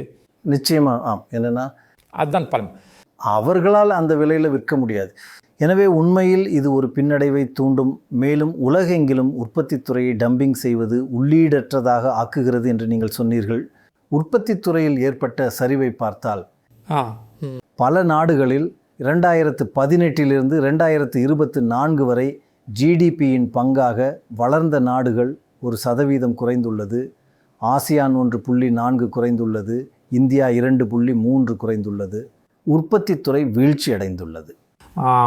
மற்றும் கிழக்கு ஐரோப்பா 2.8 குறைந்துள்ளது. இது உற்பத்தி துறை வளர்வதற்கு பதிலாக டம்பிங் அதை சுருங்கச் செய்கிறது, குறைகிறது. ஆம், எனவே அது ஒரு முக்கிய ட்ரெண்டாக இருந்து வருகிறது. அது தொழில் மயமிழப்பில் ஒன்று. இப்போது என்ன நடந்திருக்கிறது என்றால், இது அவ்வளவாக பேசப்படவில்லை. ஆனாலும் இது பற்றி அதிக அளவில் பேசப்பட்டு வருகின்றன. பிரெஞ்சு ஜனாதிபதி மக்ரோன் கூட இதை பற்றி பேசினார். ஆனால் இது அவ்வளவாக கவனிக்கப்படலை. ஏன்னா அமெரிக்கா தொடங்கிய ட்ரேட் போரிலோ அல்லது ட்ரேட் சண்டையிலோ உலகம் மிகவும் மும்முரமாக இருந்தது. ஆனால் ட்ரேட் போரிலிருந்து அமெரிக்காவிலிருந்து வெளிவரும் ஷாக்கை விட மிகப்பெரியதாக இருக்கக்கூடிய உண்மையான விஷயம், நடந்த இந்த ஷாக்கு சீனா ஷாக் ஆகும். ஆமாம், அது நடந்துகிட்டே இருக்கு. ஆமாம், அது உண்மைதான் நினைக்கிறேன். விலைவாசி உயர்வுகள் ஏற்படுவதை உணர்ந்து ட்ரம்ப் இப்போது சுங்கவரி போரை விட்டுவிட்டார் என்று நினைக்கிறேன். அது வாங்கும் திறனுக்கான நெருக்கடியை அதிகப்படுத்துகிறது. மேலும் மற்ற நாடுகளை ஒன்றோடொன்று இணைந்து செயல்பட வைக்கிறது. ஆமாம், அதனால் அவர் இந்த ட்ரேடு விஷயத்தில் இருந்து கொஞ்சம் பின்வாங்குற மாதிரி எனக்கு தோணுது. அதாவது குறைஞ்சபட்சம் அவர் செய்ய வேண்டியதை செஞ்சுட்டாரு. சரி சரி. ஆனால் இப்போ கவனம் இது பக்கம் திரும்பணும்னு நினைக்கிறேன். ஏன்னா அந்த போர் சரி செய்யப்பட்டதும் மக்கள் ஒருவேளை இதைவிட பெரிய போருக்கு போவார்கள். அது சீனா தனது மிகப்பெரிய உபரியை ஏற்றுமதி செய்வதற்காக செய்யும் இந்த பெரிய விலை குறைப்பு தான். ஆனால் சீனா எப்படி இவ்வளோ விலையை குறைச்சி இதை சமாளிக்குது? எப்படி அது உள்நாட்டு தேவை குறைந்ததால் அப்படி செய்ய வேண்டியுள்ளதா? அது ரொம்ப பலவீனமாக இருக்குது. மேலும் அது தேவைக்கு அதிகமாக உற்பத்தி செய்கிறது. எனவே நான் நினைக்கிறேன், உங்களுக்கு தெரியும், மக்கள் இதை பற்றி பேசிக்கொண்டே இருக்கிறார்கள். மேலும் மக்கள் சீனா நுகர்வை அதிகரிக்க வேண்டும், ஜிடிபியின் ஒரு பங்காக நுகர்வு மிகவும் குறைவாக இருக்கிறது என்று தொடர்ந்து பேசுவது எனக்கு மிகவும் எரிச்சலூட்டும் தலைப்புகளில் ஒன்றாகும். சீனாவில் உள்ள உண்மையான பிரச்சனை என்னவென்றால் அது அதிகமாக உற்பத்தி செய்வதுதான். அதுதான் அடிப்படை பிரச்சனை. அது அதிகமாக முதலீடு செய்து அதிகமாக உற்பத்தி செய்கிறது. அதனால தான் ஜிடிபியின் ஒரு பங்காக நுகர்வு குறைவாக தெரிகிறது. ஏனென்றாலும் மற்ற விஷயங்கள் மிக வேகமாக வளர்ந்து வருகின்றன. அதுதான் நான் நினைக்கிறேன் இங்குள்ள உண்மையான பிரச்சனை. அப்படியானால் சீன பொருட்களுக்கு எதிரான வரிகள் உலகம் முழுவதும் உயரக்கூடும் என்று நீங்கள் நினைக்கிறீர்களா? இன்சோ எடுக்கப்படும் என்று நான் நினைக்கிறேன். மேலும் நாடுகள் அதை செய்ய தொடங்கியுள்ளன, தங்கள் உற்பத்தி துறையை காப்பாற்றுவதற்காக. உற்பத்தி துறையை காப்பாற்ற. ஏன்னா அது நமக்கு தெரியும் 2026 ட்ரெண்ட் வேகம் எடுக்கும் என்று நான் நினைக்கிறேன். சரி. இப்போ உங்களை 7வது விஷயம், இது உண்மையிலேயே ரொம்ப தற்காலத்திற்கு பொருத்தமானது. மேலும் சமீபத்தில் நடந்ததுக்கு முன்பே நீங்கள் இந்த ஆராய்ச்சியை செய்துள்ளீர்கள். தென் அமெரிக்கா அரசியல் ரீதியாக வலது பக்கம் திரும்புவதை தொடரும். உண்மையில் 5 நாடுகள் அங்கே மஞ்சளில் இருப்பவை 2023 முதல் வலது பக்கம் திரும்பியுள்ளன. மேலும் 2 நாடுகள் 2026 வலது பக்கம் திரும்ப வாய்ப்புள்ளது. அவை சிவப்பு நிறத்தில் உள்ளன. மேலும் பிரேசில் நிச்சயமற்றதாக உள்ளது. அது ஒரு கணிக்க முடியாத விஷயம். இந்த ஆண்டு தேர்தல்கள் நடக்கின்றன. மேலும் நிச்சயமாக நீங்கள் வெனிசுவேலாவை சேர்க்கவில்லை, ஆனால் அது நாங்கள் அதை எந்த பத்தியில் வைப்பது என்பது எங்களுக்கு பிடிக்கவில்லை. சொன்னலிவாயத்தில் ரொம்ப சுவாரஸ்யமானது என்று நான் நினைக்கிறேன். அதாவது உங்களுக்கு தெரியும், முன்னாள் சிலி ஜனாதிபதி பினேரா அவர் ஒரு முறை என்கிடம் இதை சொல்லியிருந்தார். நல்ல காலங்களில் லத்தீன் அமெரிக்கா இடது பக்கம் திரும்புகிறது, கெட்ட காலங்களில் லத்தீன் அமெரிக்கா வலது பக்கம் திரும்புகிறது. அதற்கு ஒரு பேலன்ஸ் இருக்கிறது. மேலும் இங்கே வலதுசாரி, நான் அதை விளக்க முடியுமானால் இது ஒரு பொருளாதார கண்ணோட்டத்தில் மிகவும் பாரம்பரியமான வலதுசாரியாகும். அதாவது லத்தீன் அமெரிக்காவில் உள்ள வலதுசாரிகள், அவர்களில் சிலர் குடியேற்றத்திற்கு எதிரானவர்கள் மற்றும் அது போன்றவர்கள். ஆனால் இது முக்கியமாக தாராளமய மார்க்கெட் சீர்திருத்தங்களை பற்றியது. சரி, வலதுசாரிகள் இன்னும் அதிகமாக நம்புகிறார்கள் பொருளாதார ரீதியாக. சரி, முற்றில் இருந்தது போல ஒரு பொருளாதார வலதுசாரியை கொண்டிருப்பதில். இப்போ இந்த மேற்கத்திய நாடுகளில் வலது மற்றும் இடது அடையாளங்கள் எல்லாம் ஓரளவு. உண்மையில் நீங்கள் வெனிசுலாவை சேர்க்க முடியாது. அது இப்போது அமெரிக்காவின் ஒரு பகுதி. அது ட்ரம்ப் இல்லையா? ட்ரம்பெலா நீங்கள் அதை அப்படி கால் விரும்பினால். பட்டக்கன் லத்தீன் அமெரிக்காவில் உள்ள பெரும்பாலான நாடுகள் என்று நான் கூறுவேன். உண்மையில் கடந்த சில ஆண்டுகளில் இடதுசாரி அரசாங்கங்கள் ஆட்சியில் இருந்தன. அது பிங்க் டைட் என்று அழைக்கப்பட்டது. அதனால தான் சரிதானே? இப்போதைய என்ன பிரச்சனை அப்படின்னா, பொருளாதார செயல்திறனை அல்லது மற்ற முனைகளில் குற்றம், ஊழல் போன்ற விஷயங்களில் அவை மிகவும் மோசமாக உள்ளன. அதனால் இப்போது மக்கள் சொல்கிறாங்க. அதனால் இது ஒரு விதத்தில் ஆளுங்கட்சிக்கு எதிரான அலை. இது வேறு எதை பற்றியதும் அல்ல. பெரும்பாலும் இடதுசாரி அரசாங்கங்கள் இருந்தன. இப்போது மக்கள் 3 முக்கிய பிரச்சனைகளால் ஆட்சியில் இருந்ததை வெறுத்து விட்டனர்: இன்ஃப்ளேஷன், ஊழல் மற்றும் குற்றம். சரி, அதனால் இப்போது அவர்கள் மறுபக்கத்துக்கு செல்வோம் என்று சொல்கிறார்கள். அதனால் கெட்ட காலங்களில் இதை விட எந்த விருப்பமும் சிறந்ததே. ஆமாம், இதை விட சிறந்தது. அதனால் இது ஃபோபோ என்று சொல்வார்கள். ஒரு சிறந்த விருப்பத்தை பற்றிய பயம். சரி, ஃபோமோக்கு பதிலாக. சரி, லத்தீன் அமெரிக்காவில் அதுதான் நடக்கிறது. அங்கு ஆளும் கட்சிக்கு எதிரான அலையில் நாம் நிறைய மக்களை பார்க்கிறோம். உண்மையிலே உங்களுக்கு இன்னும் தெரியும், வலது பக்கத்தான் உலகளவில் மேற்கத்திய உலகில் பல இடங்களில் ஆளும் கட்சிக்கு எதிரான ஒரு அலை வீசிக்கொண்டிருக்கிறது. வளர்த்த சந்தைகளிலும் இல்லை. சரி, மேலும் இந்தியாவில் நாம் விவாதித்தபடி கடந்த சில ஆண்டுகளாக ஆளும் கட்சிக்கு ஆதரவான ஒரு கட்டம் நடந்து கொண்டிருக்கிறது. சரி, மாநிலத்தில் லத்தீன் அமெரிக்காவில் பதவியில் இருப்பவர்களுக்கு எதிரான அலை உள்ளது. இடதுசாரி அரசாங்கம் அதிகாரத்தில் இருக்கிறது. அதனால் இப்போது அவர்கள் வலது பக்கம் திரும்புகிறார்கள். மேலும் 20 மிகவும் பெரிய எலெக்ஷன், ஒருவேளை 2026 மிகப்பெரிய எலெக்ஷன், நான் அப்படி சொல்ல முடிந்தால் உலகில் பிரேசிலில் இருக்கப் போகிறது. பிரேசில் ஏனென்றால் பிரேசில் உலகின் மிகப்பெரியவைகளில் ஒன்று. அதனால நாடுகள் மற்றும் பொருளாதாரங்கள். மேலும் பிரேசிலில் நான் நினைக்கிறேன், எளிய கேள்வி, உங்களுடைய ஃபோர்காஸ்ட் என்ன? நான் நினைக்கிறேன் பிரபலக், இந்த பதவியில் இருப்பவர்களுக்கு எதிரான அலை காரணமாக அதிகமான நாடுகள் வலது பக்கம் சாய வாய்ப்புள்ளது. வெறுமனே என்றால் இடதுசாரி அரசாங்கங்கள் ஆட்சியில் இருக்கின்றன. சரி, ஆனால் நீங்கள் குறிப்பிட்ட இன்னொரு விஷயம், ஸ்டாக் சந்தைகள் வலதுசாரி அரசாங்கங்களின் கீழ் மிகவும் அதிகமாக உயர்கின்றன. இது அனைத்து லத்தீன் அமெரிக்க நாடுகளிலும் உள்ளது. ஸ்டாக் சந்தைகளில் சதவீத ஆதாயம் இடதுசாரி அரசாங்கங்கள் 16%, வலதுசாரி அரசாங்கங்கள் அதைவிட 2 மடங்கிற்கும் மேலாக. ஸ்டாக் மார்க்கெட்டில் 37% அதிகரிப்பு.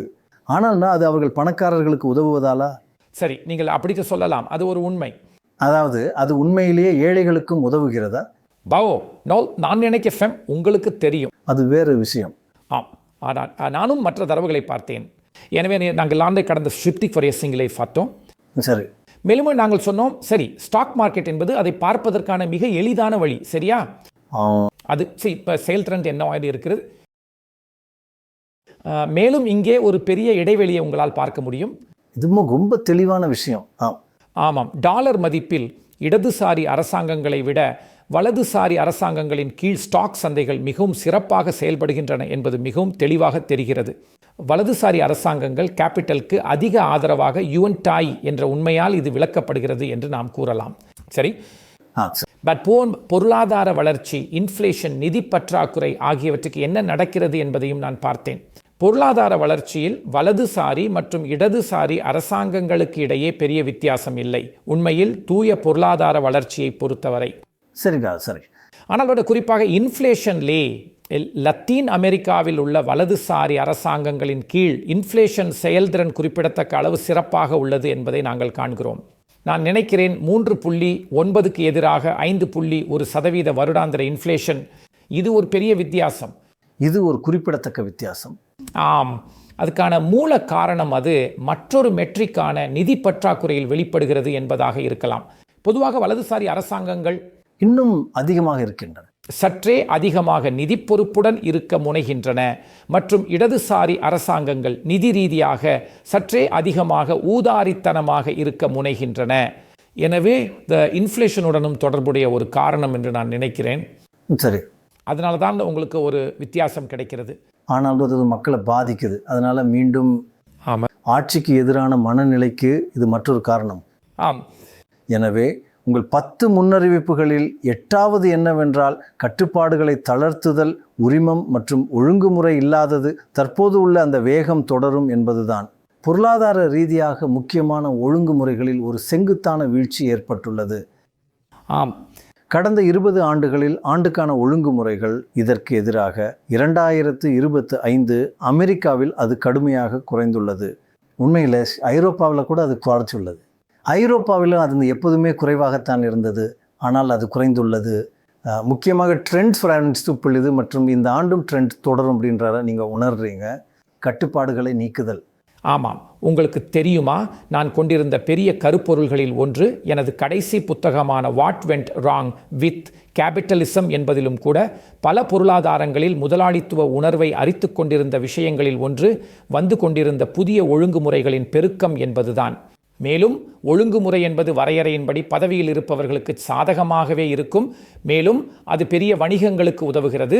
மேலும் அது சிறு மற்றும் நடுத்தர வணிகங்களை பாதிக்கிறது, இல்லையா? மற்றும் நடுத்தர வணிகங்கள் அவை இந்த ஒழுங்குமுறைகளுக்கு இணங்க அவை இன்னும் அதிகமாக செலுத்த வேண்டியுள்ளது. பெரிய வணிகங்களுக்கு அது அவர்களின் ஒட்டுமொத்த லாபத்தில் ஒரு சிறிய செலவுதான். மேலும் அவர்களால் ஒழுங்குமுறைகளில் இன்னும் அதிகமாக செல்வாக்கு செலுத்த முடிகிறது. எத்தனை நடந்தது அப்படின்னா, குறிப்பாக ட்ரம்ப் உங்களுக்கு தெரியுமா, கட்டுப்பாடுகளை நீக்கிறதை பற்றி நிறைய பேசினார். ஓகே, இப்போ இந்த உலகின் பிற நாடுகள் சரி அமெரிக்காவோட போட்டியிட நாமும் நிறைய கட்டுப்பாடுகளை நீக்க வேண்டும் என்று முடிவு செய்தன. இதுவும் நாம் பேசிய கருப்பொருளான பிரானோயின் ஒரு நீட்டிப்பு தான். அதாவது ட்ரம்ப் அமெரிக்காவை மீண்டும் சிறந்ததாக மாற்றலாம் அல்லது மாற்றாமலும் போகலாம். ஆனால் அவர் உலகின் பிற பகுதிகளை மீண்டும் சிறந்ததாக மாற்றுகிறார். மகா, ஆமாம், பூமியை சிறந்ததாக மாற்றுதல், பூமியை மீண்டும் சிறந்ததாக மாற்றுதல், அது ஒரு சிறந்த முழக்கம். பட்லை நான் நினைக்கிறேன் அது உங்கள் முழக்கம். இங்கேயும் அதுதான் நடக்கிறது. ஒழுங்குமுறை தளர்வு குறித்து நம் மற்ற நாடுகளை, குறிப்பாக ஐரோப்பாவை பார்க்கிறோம். ஐரோப்பா அது எப்போதுமே அதிக ஒழுங்குமுறை சுமையை சுமத்துவதாக பெயர் பெற்றது. மேலும் வணிகங்கள் அதை பற்றி நிறைய புகார் செய்யும். சரி, மேலும் பண்ணுறிய ஐரோப்பா என்ன செய்கிறது என்றால், இதை பற்றி டிராகி ரிப்போர்ட் கூட சொல்லியிருந்தார். அவர்களும் சரி ஒழுங்குமுறை சுமையை நாம் எப்படி குறைப்பது என்பதில் கவனம் செலுத்துகிறார்கள். இப்பொழுது இது ஒழுங்குமுறையை முழுவதுமாக நீக்குவதை பற்றியது அல்ல, ஆனால் வேகத்தை குறைப்பது, அதிகரிப்பின் வேகத்தை. ஸோ அதனால் ஐரோப்பாவை உங்களுக்கு தெரியுமா, இது ஒழுங்குமுறையின் சிலிக்கான் வேலி என்று மக்கள் கேலி செய்வார்கள். சரி, ஆமாம், பெஸ்ட். இப்போ நான் பார்க்கும் மற்ற நாடுகளிலும் வளர்ந்து வரும் சந்தைகளிலும் கூட உண்மையில் நாம் இப்படி தான் அமெரிக்காவையும் ஐரோப்பாவையும் காட்டினோம். ஆம், கட்டுப்பாடுகள் தளர்த்தப்படுகின்றன. ஆனால் இது வடம்பு சந்தைகளிலும் நடக்குது. சிலியில் இன்வெஸ்ட்மெண்ட் அனுமதிகளுக்கு தேவையான நேரத்தை அவர்கள் 30 முதல் 70% வரை குறைக்கிறார்கள். அது ஒற்றுமையான. ஆம், வியட்நாமில் அவங்க உண்மையிலேயே கட்டுப்பாடுகளை தளர்த்துகிறார்கள். ஸோ அவங்க கிட்டத்தட்ட 60 உரிமங்களை ரத்து பண்ணுறாங்க அல்லது மாற்றி அமைக்கிறாங்க. ஆம், அர்ஜென்டினாவில் வாடகை கட்டுப்பாட்டினை ரத்து செஞ்சிருது. இது விநியோகத்தை அதிகரித்துள்ளது. மலேசியா சுங்க அனுமதி நேரங்களை நாட்களிலிருந்து நிமிடங்களுக்கு குறைத்தது. சவுதி அரேபியா வெளிநாட்டினர் ரியல் எஸ்டேட் வாங்க அனுமதிக்கிறது மற்றும் பங்குகளின் வெளிநாட்டு உரிமையின் மீதான 49% வரம்பை நீக்கக்கூடும். மற்றும் இந்தியா அரசாங்கம் ஒரு கட்டுப்பாட்டு நீக்க ஆணையத்தை அமைத்துள்ளது. இறுதியாக சரியா? ஆம், அது எவ்வளவு வேலை செய்கிறது என்று நாம் பார்க்க வேண்டும். ஆனால் அந்த ட்ரெண்ட் இருக்குது. ஆம், நான் அப்படித்தான் நினைக்கிறேன். நான் நினைக்கிறேன் உங்களுக்கு தெரியும், இதைத்தான் நான் சொன்னேன். எலான் மஸ்க் அவர் டாஜ் பற்றி பேசிய போது அரசாங்கத்தை குறைப்பது மற்றும் கட்டுப்பாடுகளை நீக்குவது என்பது அமெரிக்காவின் பல பகுதிகளில் மிகவும் பிரபலமற்ற ஒரு கருத்தாக இருந்தது. மேலும் அவர் அதை தனது சொந்த உங்களுக்கு தெரியும் வழியில், ஓரளவு பைத்தியக்காரத்தனமான செயின்ஸா வழியில், அதில் இந்தியா மற்றும் பிற இடங்களை பார்த்து நான் ஆச்சரியப்பட்டேன். உங்களுக்கு தெரியும், அரசாங்கத்துடன் பழகியவர்கள் அவர்கள் கிட்டத்தட்ட ரகசியமாக நம்பிக்கொண்டிருந்தார்கள். எங்களிடம் ஒரு டோஜ் இருந்திருந்தால் நன்றாக இருந்திருக்கும். இது எங்களுடைய வாழ்க்கையில் அரசாங்கத்தின் ஈடுபாட்டை குறைக்க. சரி, மேலும் நாம் இங்கே ஒரு மெசேஜ் பெறுகிறோம் என்று நான் நினைக்கிறேன். அது ஆம், ஒரு சராசரி மனிதன் மீதான ஒழுங்குமுறை சுமையை குறைப்பதில் ஏதோ ஒன்று இருக்கிறது. நான் சொன்னதுலேயே நான் அதிகப்படியான ஒழுங்குமுறைகளை வைக்கிறது மிகவும் எதிர்க்கிறேன். என்றால் அது சிறு மற்றும் நடுத்தர வணிகங்களை பாதிக்கிறது என்று நான் நினைக்கிறேன். பெரிய வணிகங்களுக்கு ஒழுங்குமுறைகளை பற்றி பிரச்சனை இல்லை, உங்களுக்கு தெரியும் தானே. மேலும் அவர்களால் ஒழுங்குமுறைகள் எப்படி செய்யப்படுகின்றன என்பதிலும் செல்வாக்கு செலுத்த முடிகிறது. நிச்சயமாக. யார் பயனடைகிறார்கள்? சரியாக. எனவே இது ஒரு நல்ல உலகளாவிய ட்ரெண்ட் என்றும், இந்த வேகம் தொடர்ந்தால் உலகளாவிய வளர்ச்சிக்கு உதவக்கூடிய ஒன்று என்றும் நான் நினைக்கிறேன். அது தொடரும் என்றும் நான் நினைக்கிறேன். மேலும் இந்தியாவிற்கு மிகவும் முக்கியமானது, இந்தியாவில் ஒழுங்குமுறை மீதான கவனத்திற்கு மீண்டும் வருகையில் நீங்கள் சொன்னது போல் அரசாங்கத்தின் ஈடுபாடு மிக அதிகமாக உள்ளது. மக்கள் அதை குறைவாகவே விரும்புகிறார்கள். ஏனென்றால் அது ஊழலுக்கும் வழிவகுக்கிறது. ஆம், உங்களுக்கு இது வேண்டும் என்றால் நீங்கள் பணம் கொடுக்கிறீர்கள் எல்லா இடங்களிலும், அப்படித்தானே? அடிமட்டம் வரை எல்லா இடங்களிலும் இவ்வளவு அரசாங்கம். ஆமாம், அது மேலும் மேலும் ஊழலுக்கு வழிவகுக்கிறது. இந்தியாவில் கட்டுப்பாடுகளை நீக்கிறது ஊழலையும் குறைக்குமா? நிச்சயமாக. அதுதான் உலகளாவிய கண்டுபிடிப்பு என்று நான் நினைக்கிறேன். எனவே நம்ம இதை தொடர்ந்து செய்வோம் என்று நான் நம்புகிறேன். சரி, உங்கள் 10ல் 9வது இது கட்டுப்பாடுகளை நீக்குவதற்கு எதிரானது குடியேற்றத்தை ஒழுங்குபடுத்துவதாகும். ஆம், குடியேற்ற எதிர்ப்பு இப்போது மேற்கத்திய நாடுகளில் ஒரு உணர்வாக உள்ளது. குடியேற்றம் தொடர்ந்து குறைந்து கொண்டே இருக்கும். அமெரிக்காவின் தலைமையில் உச்சகட்ட ஆண்டை ஒப்பிடும்போது 2025இல் உலகளவில் நிகர குடியேற்றம் குறைந்துள்ளது. மேலும் 2023ஐ பார்த்தால் அமெரிக்காவில் பெருமளவு குறைந்துள்ளது, ஐரோப்பாவில் பெருமளவு குறைந்துள்ளது, இங்கிலாந்திலும் குறைந்துள்ளது. அவை அதே உணர்வுகள் தான். இது அவர்கள் வரம்பு மீறியதால் ஏற்பட்ட ஒருவித எதிர்வினையா அல்லது இது ஒரு சிறிய இனவாதமா? அது என்ன? சரி, நான் நினைக்கிறேன். ஆக இங்கே உள்ள மிக முக்கியமான கண்டுபிடிப்பு என்னன்னா, அமெரிக்கா மீது அதிக கவனம் செலுத்தப்படுகிறது. சரிதானே? மேலும் அமெரிக்கா எப்படி இன்னும் குடியேற்றத்திற்கு எதிராக மாறியிருக்கிறது போன்ற விஷயங்கள். ஆனால் அவர் அந்த சுவரை கட்டவில்லை. ஆமாம், ஆனால் அவர் ஒரு எல்லா விதமான மற்ற விஷயங்களையும் பஞ்சு கொண்டிருக்கார். ஆமாம், ஆனாலும் தான் இங்கே உள்ள முக்கிய கண்டுபிடிப்பு என்னன்னால், அது அமெரிக்கா மட்டுமல்ல, அது பல மேற்கத்திய நாடுகள் சச்சங்க அதையே பின்பற்றும். உதாரணத்தை தங்களின் சொந்த அமைதியான வழியில் யுகே உட்பட. சரிதானே? மேலுப்பம் இதில் பெரும்பாலானவை நீங்கள் சொன்னது போல் இது ஒரு எதிர்வினை என்பதால். ஏனென்றால் முதல் சில ஆண்டுகளில் நடந்த இந்த பெரிய அளவிலான குடியேற்றத்தின் வருகையை நாங்கள் பார்த்தோம். மேலும் இதில் சில உங்களுக்கு தெரியுமா, நல்லதுக்கோ கெட்டதுக்கோ மக்களின் அடையாளம் என்ற இந்த விஷயத்தை பற்றி மிகவும் பாதுகாப்பாக உணர்கிறார்கள் என்பதுதான் உண்மை. உங்களுக்கு தெரியுமா, அதாவது இப்போது தங்கள் இன அடையாளம் என்று அவர்கள் நினைப்பதை அதிகமான மக்கள் இங்கே வந்து கெடுக்க வேண்டாம் என்ற எண்ணம் உங்களுக்கு தெரியுமா? இதில் சில பொருளாதார ரீதியாக கொண்டு வரக்கூடிய நன்மைகள் இருந்த போதிலும். எனவே இவையெல்லாம் சில சரியா? ஆம். எனவே அதுதான் முழு விஷயம் என்று நான் நினைக்கிறேன். அதாவது எது நல்ல பொருளாதாரமோ அது கெட்ட அரசியலாக இருக்கும். மேலும் குடியேற்றத்தை பொறுத்தவரை அதுதான் இங்குள்ள பிரச்சனை என்று நான் நினைக்கிறேன். ஆனால் இங்கே முக்கிய விஷயம் என்னவென்றால், இது அமெரிக்காவில் மட்டுமல்ல, மேற்குலகம் முழுவதிலும் நடக்கிறது. மிகச்சில நாடுகள், ஒருவேளை சில நார்டிக் நாடுகள், ஸ்பெயின், இன்னும் தைனா பொதுவாக குடியேற்றத்திற்கு ஆதரவாக உள்ளன. ஆனால் ஆங்கிலோ சாக்சன் உலகம் முழுவதும் குடியேற்ற விகிதங்கள் குறைந்துள்ளன. மேற்குலகம் முழுவதும், அமெரிக்கா மட்டும் அல்ல. மேலும் நீங்கள் சொன்னது போல் மற்ற நாடுகளில், கனடாவில் அவர்கள் புதிய நிரந்தர குடியுரிமை அனுமதிகளை 20% குறைத்துள்ளனர். தோல்வியுற்ற புகலிட கோரிக்கையாளர்களை விரைவாக அகற்றுதல். மற்ற நாடுகளில் ஆஸ்திரேலியா சர்வதேச மாணவர்களுக்கான கட்டணத்தை அதிகரித்தது, விசா தாவுவதை கட்டுப்படுத்த விதிகளை சேர்த்தது. எல்லோரும் குறைத்து வருகிறார்கள். ஜப்பான் இப்போது பூஜ்ய சட்டவிரோத குடியேறிகள் திட்டத்தில் நிரந்தர குடியிருப்பாளர்களின் பாதுகாப்பை கடுமையாக்கியது. நான் சொல்றது இதெல்லாம் நீங்க செஞ்ச ஆய்வு. ஆமாம். மேலும் இது என்ன காட்டுதுன்னா, அமெரிக்கா மட்டும் இல்லை, எல்லா நாடுகளுமே செலவை குறைச்சிட்டு இருக்கு. ஆமாம். ஆனால் நான் நினைக்கிறேன் உங்களுக்கு தெரியும், அந்த மேலும் இந்தியாவிலே உங்களுக்கு தெரிஞ்ச மாதிரி எங்களுக்கு எதிரான பிரச்சனை இருக்குது. அது என்ன உண்மைன்னா, இந்தியாவை பொறுத்த வரைக்கும் இந்த நாட்டை விட்டு வெளியேறுபவர்களின் எண்ணிக்கை அதிகரிச்சுள்ளது இல்லையா? அதனால் உங்களுக்கு தெரியும், சுமார் கிட்டத்தட்ட ஒரு 10 ஆண்டுக்கு முன்னாடி இந்தியாவை விட்டு வெளியேறும் மில்லியனர்களின் எண்ணிக்கையில் ஒரு மிக தீவிரமான வேகமான அதிகரிப்பு இருந்ததை காட்டுறதுக்காக நான் இந்த ஆய்வை செஞ்சிருந்தேன். மேலும் உங்களுக்கு தெரியும், நான் அதை பற்றி பேசியிருக்கேன். இப்போ அந்த ட்ரெண்டு உண்மையில் கொஞ்சம் குறைஞ்சிருக்கு. அதாவது இந்தியாவை விட்டு வெளியேறும் பில்லியனர்களின் எண்ணிக்கை, குறிப்பாக மொத்த மில்லியனர்களில் ஒரு பங்காக நிலையாகி இருக்கு, அல்லது உண்மையில் கொஞ்சம் குறைஞ்சிருக்கு. இது ஒரு நல்ல செய்தின்னு நான் நினைக்கிறேன். சரி.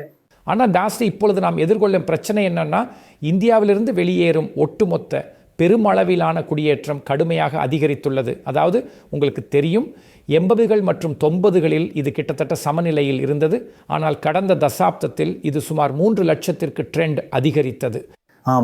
இந்த நிகர அடிப்படையில் நான் உங்ககிட்ட ஒரு உண்மையில் அதை பற்றிய ஒரு கிராஃபிக், ஆனால் அதுக்கு வருவதற்கு முன்பு பொருளாதார ரீதியாக அது அவர்களை பாதிக்கக்கூடும் என்று நீங்கள் எழுப்பிய கேள்வி.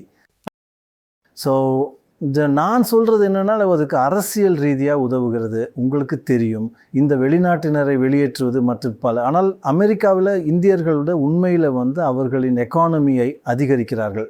இந்திய சமூகம் அல்லது இந்திய வம்சாவளியினர் அமெரிக்காவில் உள்ள எந்த ஒரு சமூகத்தையும் விட அதிகபட்ச தனிநபர் சராசரி வருமானத்தை கொண்டுள்ளனர், மிகப்பெரிய வித்தியாசத்தில். ஆனால் நாங்கள் புதுசுப்பான எல்லா பெரிய நிறுவனங்களிலும் உங்களுக்கு தெரியும், கூகுள், மைக்ரோசாஃப்ட், யூடியூப் எல்லா இடங்களிலும் முன்னணியில் இருக்கிறோம். ஆமாம். எனவே நான் சொன்னது போல் இந்திய பொருளாதார காரணம் என்பது அது பொருளாதாரமற்றது. மேலும் அமெரிக்கா மட்டுமல்ல, பெரிய ஈர்ப்பு மையங்களாக மாறியுள்ள மற்ற இடங்களும் கூட.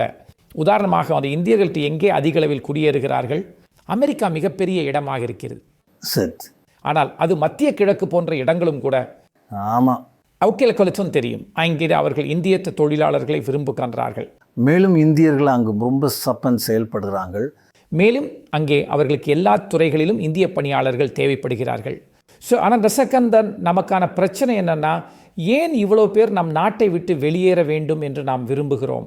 சரி, நம்மிடம் இருக்க வேண்டும். மேலும் மேலும் மக்கள் நம்ம நாட்டில் இருக்க வேண்டும். மேலுமா அதுதான் நடந்திருக்கிறது என்று நான் நினைக்கிறேன். குறிப்பாக உங்களுக்கு தெரியும், மிகவும் மானிய விலையில் கல்வி பெறும் ஐடி பட்டதாரிகள் அவர்கள் தகுதி பெற்ற நிமிடமே ஐடி என்ற 3 எழுத்துக்கள் அது உலகில் எந்த வேலையையும் பெற்றுத்தரும். ஆம், ஆனால் அதனால்தான் என்று நான் நினைக்கிறேன் இந்தியாவில் நாம் பார்த்திருப்பது என்னவென்றால், குடியேற்றம், இந்தியாவிலிருந்து வெளிநாடுகளுக்கு குடியேறுவது ஒரு பெருமளவிலான அளவில் கணிசமாக அதிகரித்துள்ளது.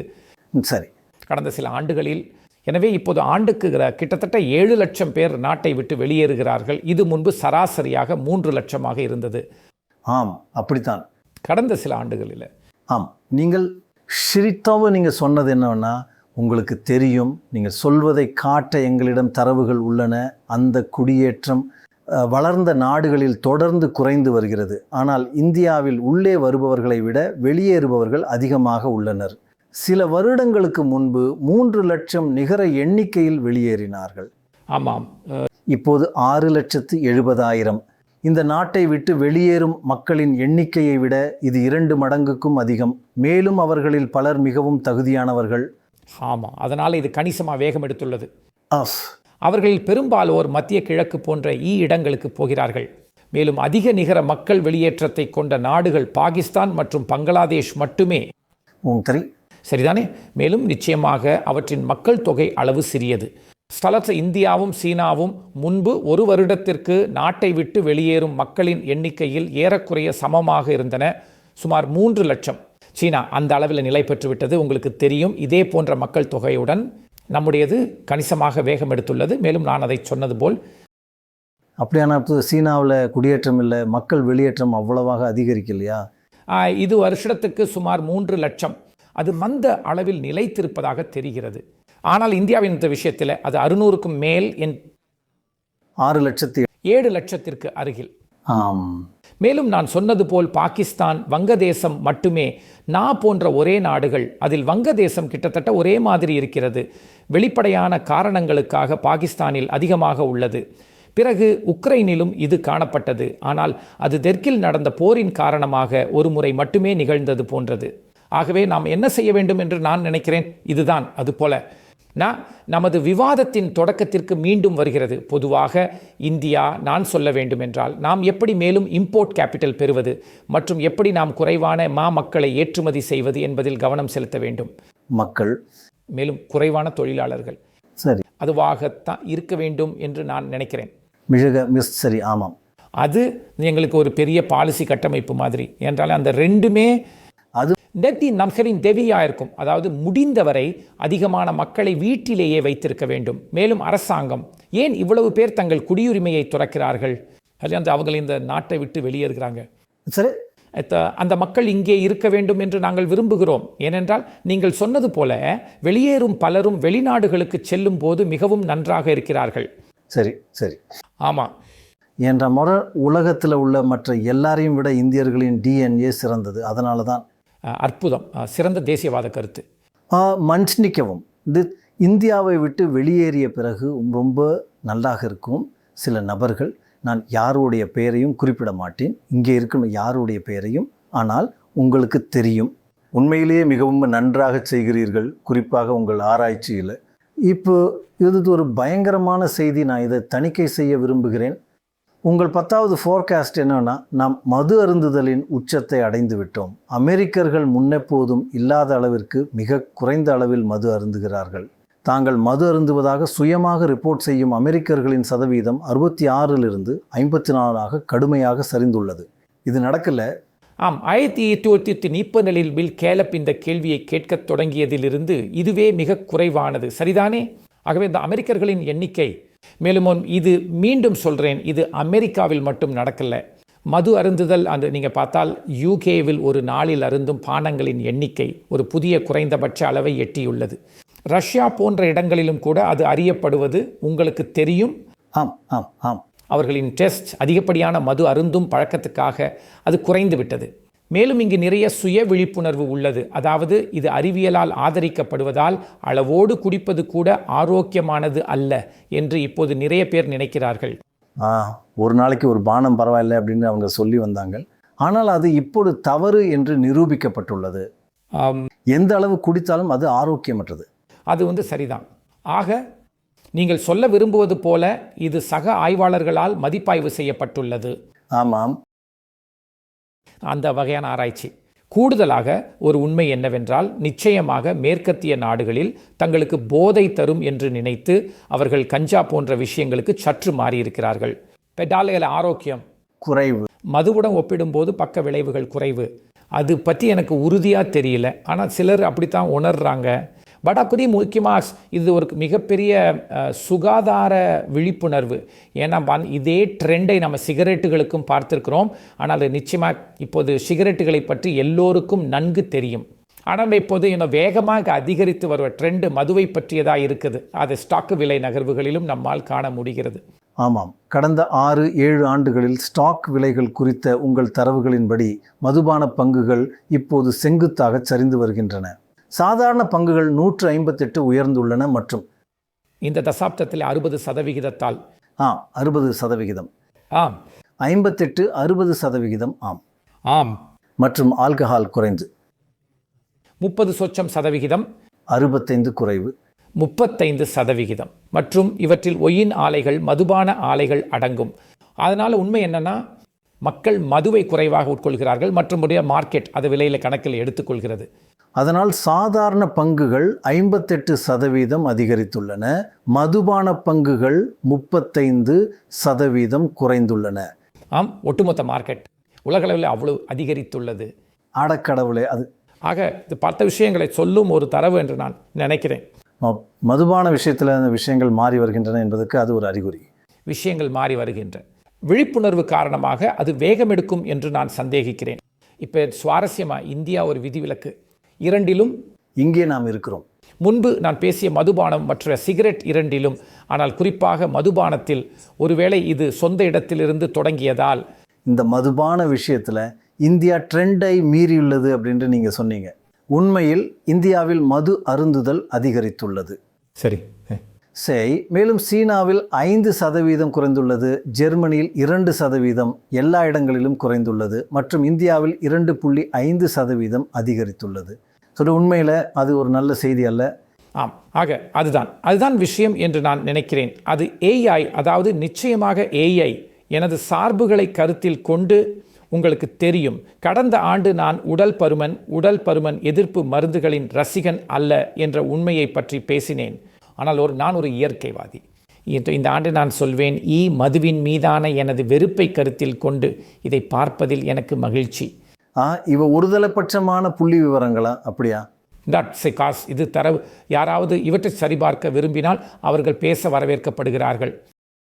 இல்லை, நாங்கள் போய் சொன்ன உங்களை நம்புகிறோம். ஆகாது. இதுவரை 10. அவை அனைத்தையும் விரைவாக பார்ப்போம். முதலாவது ஏஐ ஒரு குமிழி என்பது. ஆம். நீங்கள் ஏதாவது சேர்க்க விரும்பினால் அப்படியே. நான் சென்டர்ஸ் பள்ளியை நான் நினைக்கிறேன். உங்களுக்கு இது தெரியும். அந்த வகையில் ஏஐ ஒரு குமிழ் என்பதை அங்கீகரிப்பது தான். ஆனால் அது தொடர்ந்து பெரிதாகி கொண்டே போகலாம். ஒரு விதத்தில் இதில் எந்த அறிவியலும் இல்லை. பட் அந்த 10 வருடங்களை பற்றிய கருத்து எனக்கு பிடித்திருக்கிறது. அது முன்பு இருந்ததை விட 10 மடங்கு அதிகமாகியுள்ளது. இது விஷயத்தை புறநிலை பார்க்கறதுக்கான ஒரு வழி உங்களுக்கு தெரியும். மேலும் இந்த வட்டி விகிதங்கள் உயரக்கூடும். நீங்கள் பார்க்க வேண்டிய 4 ஓக்கள் உள்ளன. ஆம். குமிழ் மீட்டரில் நாம் எங்கே இருக்கிறோம்? சரி, அதைத்தான் நான் இங்கே செய்ய முயன்றேன். நாம் அதில் மிக உயரத்தில் இருக்கிறோம். மேலும் அதில் நாம் ரொம்ப முன்னேறியுள்ள அதில் எந்த அறிவியலும் இல்லை. ஆனால் இரண்டாவது ட்ரெண்ட் என்னவென்றால், வட்டி விகிதங்கள் உயரும் போது குமிழ்கள் சுருங்கிவிடும். மேலும் அமெரிக்காவில் உள்ள வாங்கும் திறன் நெருக்கடியை கருத்தில் கொண்டு வட்டி விகிதங்கள் உயரக்கூடும். அந்த தொடர்பும் ரொம்ப முக்கியமானது. ஆமாம். மெய்தர் பயணம் நான் தான் நினைக்கிறேன். அதுக்கு காரணம் இன்ஃப்ளேஷன் இன்னும் ஒரு பெரிய பிரச்சனையாக இருக்கிறது. மேலும் அதிகமான இலவசங்கள் மற்றும் உங்களுக்கு தெரியும் வகையான சோதனைகள் செய்யப்படுவதால் அது இன்னும் பெரிய பிரச்சனையாக ஆகக்கூடும். அமெரிக்காவில் வழங்கப்படுகிறது. ஹோம். பிறகு நீங்கள் சொன்னீங்க உலகம் அமெரிக்காவை விட சிறப்பாக செயல்படும். ஆம், உலகின் பிற பகுதிகள். உலகின் பிற பகுதிகள் எக்கானமியில் அவர்களை விட சிறப்பாக செயல்படும். மேலும் குறிப்பாக ஸ்டாக் சந்தைகள், ஸ்டாக் மார்க்கெட். மேலும் அதற்கு டாலர் ஒரு முக்கிய காரணமாக இருக்கலாம். நமக்கு ஒரு பலவீனமான டாலர் கிடைத்தால் அது உலகின் பிற பகுதிகள் சிறப்பாக செயல்பட உதவும். அது உங்கள் ஒரு பகுதியா? அது என்ன? Make earth great again. ஆம், செய்யுங்கள். உங்களுக்கு தெரியும், கிட்டத்தட்ட சரியாக. ட்ரம்ப் தாக்கம் மற்ற ரெண்டையும் வேகமாக வளர வைக்கிறது. ஆம், உலகின் பிற பகுதிகளை மீண்டும் சிறந்ததாக ஆக்குங்கள். மேலும் தரமான பங்குகள் மீண்டும் பிரகாசிக்கும் என்று நீங்கள் சொல்கிறீர்கள். இந்த ஆண்டு அது கிட்டத்தட்ட 10% குறைஞ்சது. ஒரு ரிலேட்டிவ் பேசிஸில். ஒரு ரிலேட்டிவ் பேசிஸில். மேலும் அது மீண்டும் பிரகாசிக்க போகிறது.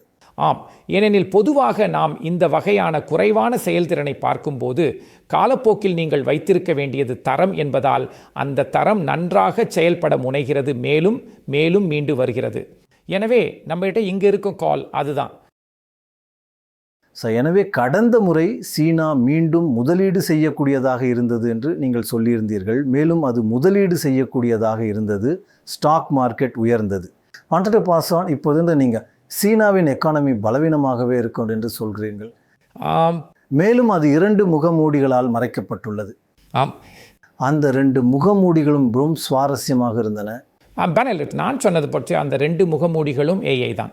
எனவே நீங்கள் சீனாவில் எதையாவது சொந்தமாக்க விரும்பினால் அதை ஏஐக்காக செய்கிறீர்கள் என நான் நினைக்கிறேன். ஏஐ தவிர்த்து சீனாவில் உள்ள உள்நாட்டு எக்கானமி நல்ல நிலையில் இல்லை. எனவே ஏஐ என்பது உங்களுக்கு தெரியும், ஸ்டாக் மார்க்கெட்டை போல தாங்கி பிடிக்கும் ஒரு முகமூடி, அல்லது குறைந்தபட்சம் அங்குள்ள எக்கானமியின் தீமைகளை மறைக்கிறது. ஏனென்றால் இல்லை வருவாய் வளர்ச்சி எதிர்மறையாக இருக்கிறது தொழில்நுட்பத்துறையை தவிர. மேலும் 2வது ஏற்றுமதி பிரம்மாண்டம். சீனாவில் அது தொடர்ந்து கொண்டிருக்கிறது, அது அதிகரிக்கிறது. நான் சொல்றது அந்த புள்ளி விவரங்கள். அது புள்ளி விவரங்களை அதிகரிக்கிறது. ஆனால் அதனால தான் ஒரு பெரிய உலகளாவிய பின்னடைவு இருக்கும் என்று நான் நினைக்கிறேன்.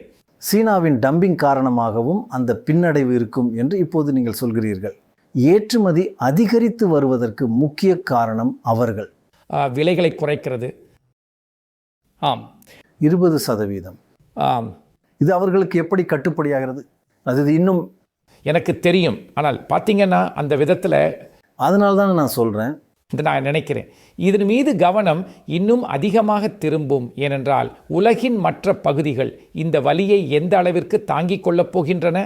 மேலும் உங்கள் 7வது விஷயம் என்னன்னா, வெனிசுலா ட்ரம்ப் எல்லாம் நடப்பதற்கு முன்பே தென் அமெரிக்கா திரும்பும் என்று நீங்கள் சொன்னீர்கள். இது தொடர்ந்து மேலும் மேலும் வலதுசாரியாக மாறும். இது ஒரு இயல்பான எதிர்வினை தான். லத்தீன் அமெரிக்கா முழுவதும் ஓர் ஆளும் கட்சிக்கு எதிரான அலை பரவி வருகிறது. அவை முன்பு எல்லாமே இடதுசாரி அரசாங்கங்களால் ஆளப்பட்டன. பொருளாதார செயல்பாடு, குற்றம், ஊழல் ஆகியவை பிரச்சனையாக இருந்தன. அதனால் இப்போ அது வேறு திசையில் திரும்புகிறது. ஆனால் அதை கவனிக்க வேண்டிய பெரிய எலெக்ஷன், அது இந்த ட்ரெண்ட் உண்மையிலேயே செயல்படுகிறதா இல்லையா என்பதை டிட்டர்மைன் செய்யும். அது ஒருவேளை பிரேசிலாக இருக்கக்கூடும். பிரேசில் இந்த ஆண்டு அக்டோபரில். உங்கள் 8வது விஷயம் மிகவும் சுவாரஸ்யமாக இருந்தது. ஒழுங்குமுறை எக்கானமியை பாதிக்கிறது என்ற திடீர் உணர்தல் காரணமாக. அதனால் கட்டுப்பாடுகளை தளர்த்தும் வேகம் மேற்கத்திய நாடுகளில் மட்டுமல்ல, இந்தியா உட்பட வளர்ந்து வரும் சந்தைகளிலும் தொடரும் இருக்கலாம். ஆமாம், நான் நினைக்கிறேன். உங்களுக்கு தெரியுமா, இது இப்போது பல நாடுகளில் ஒரு பிரபலமான வார்த்தையாகிவிட்டது.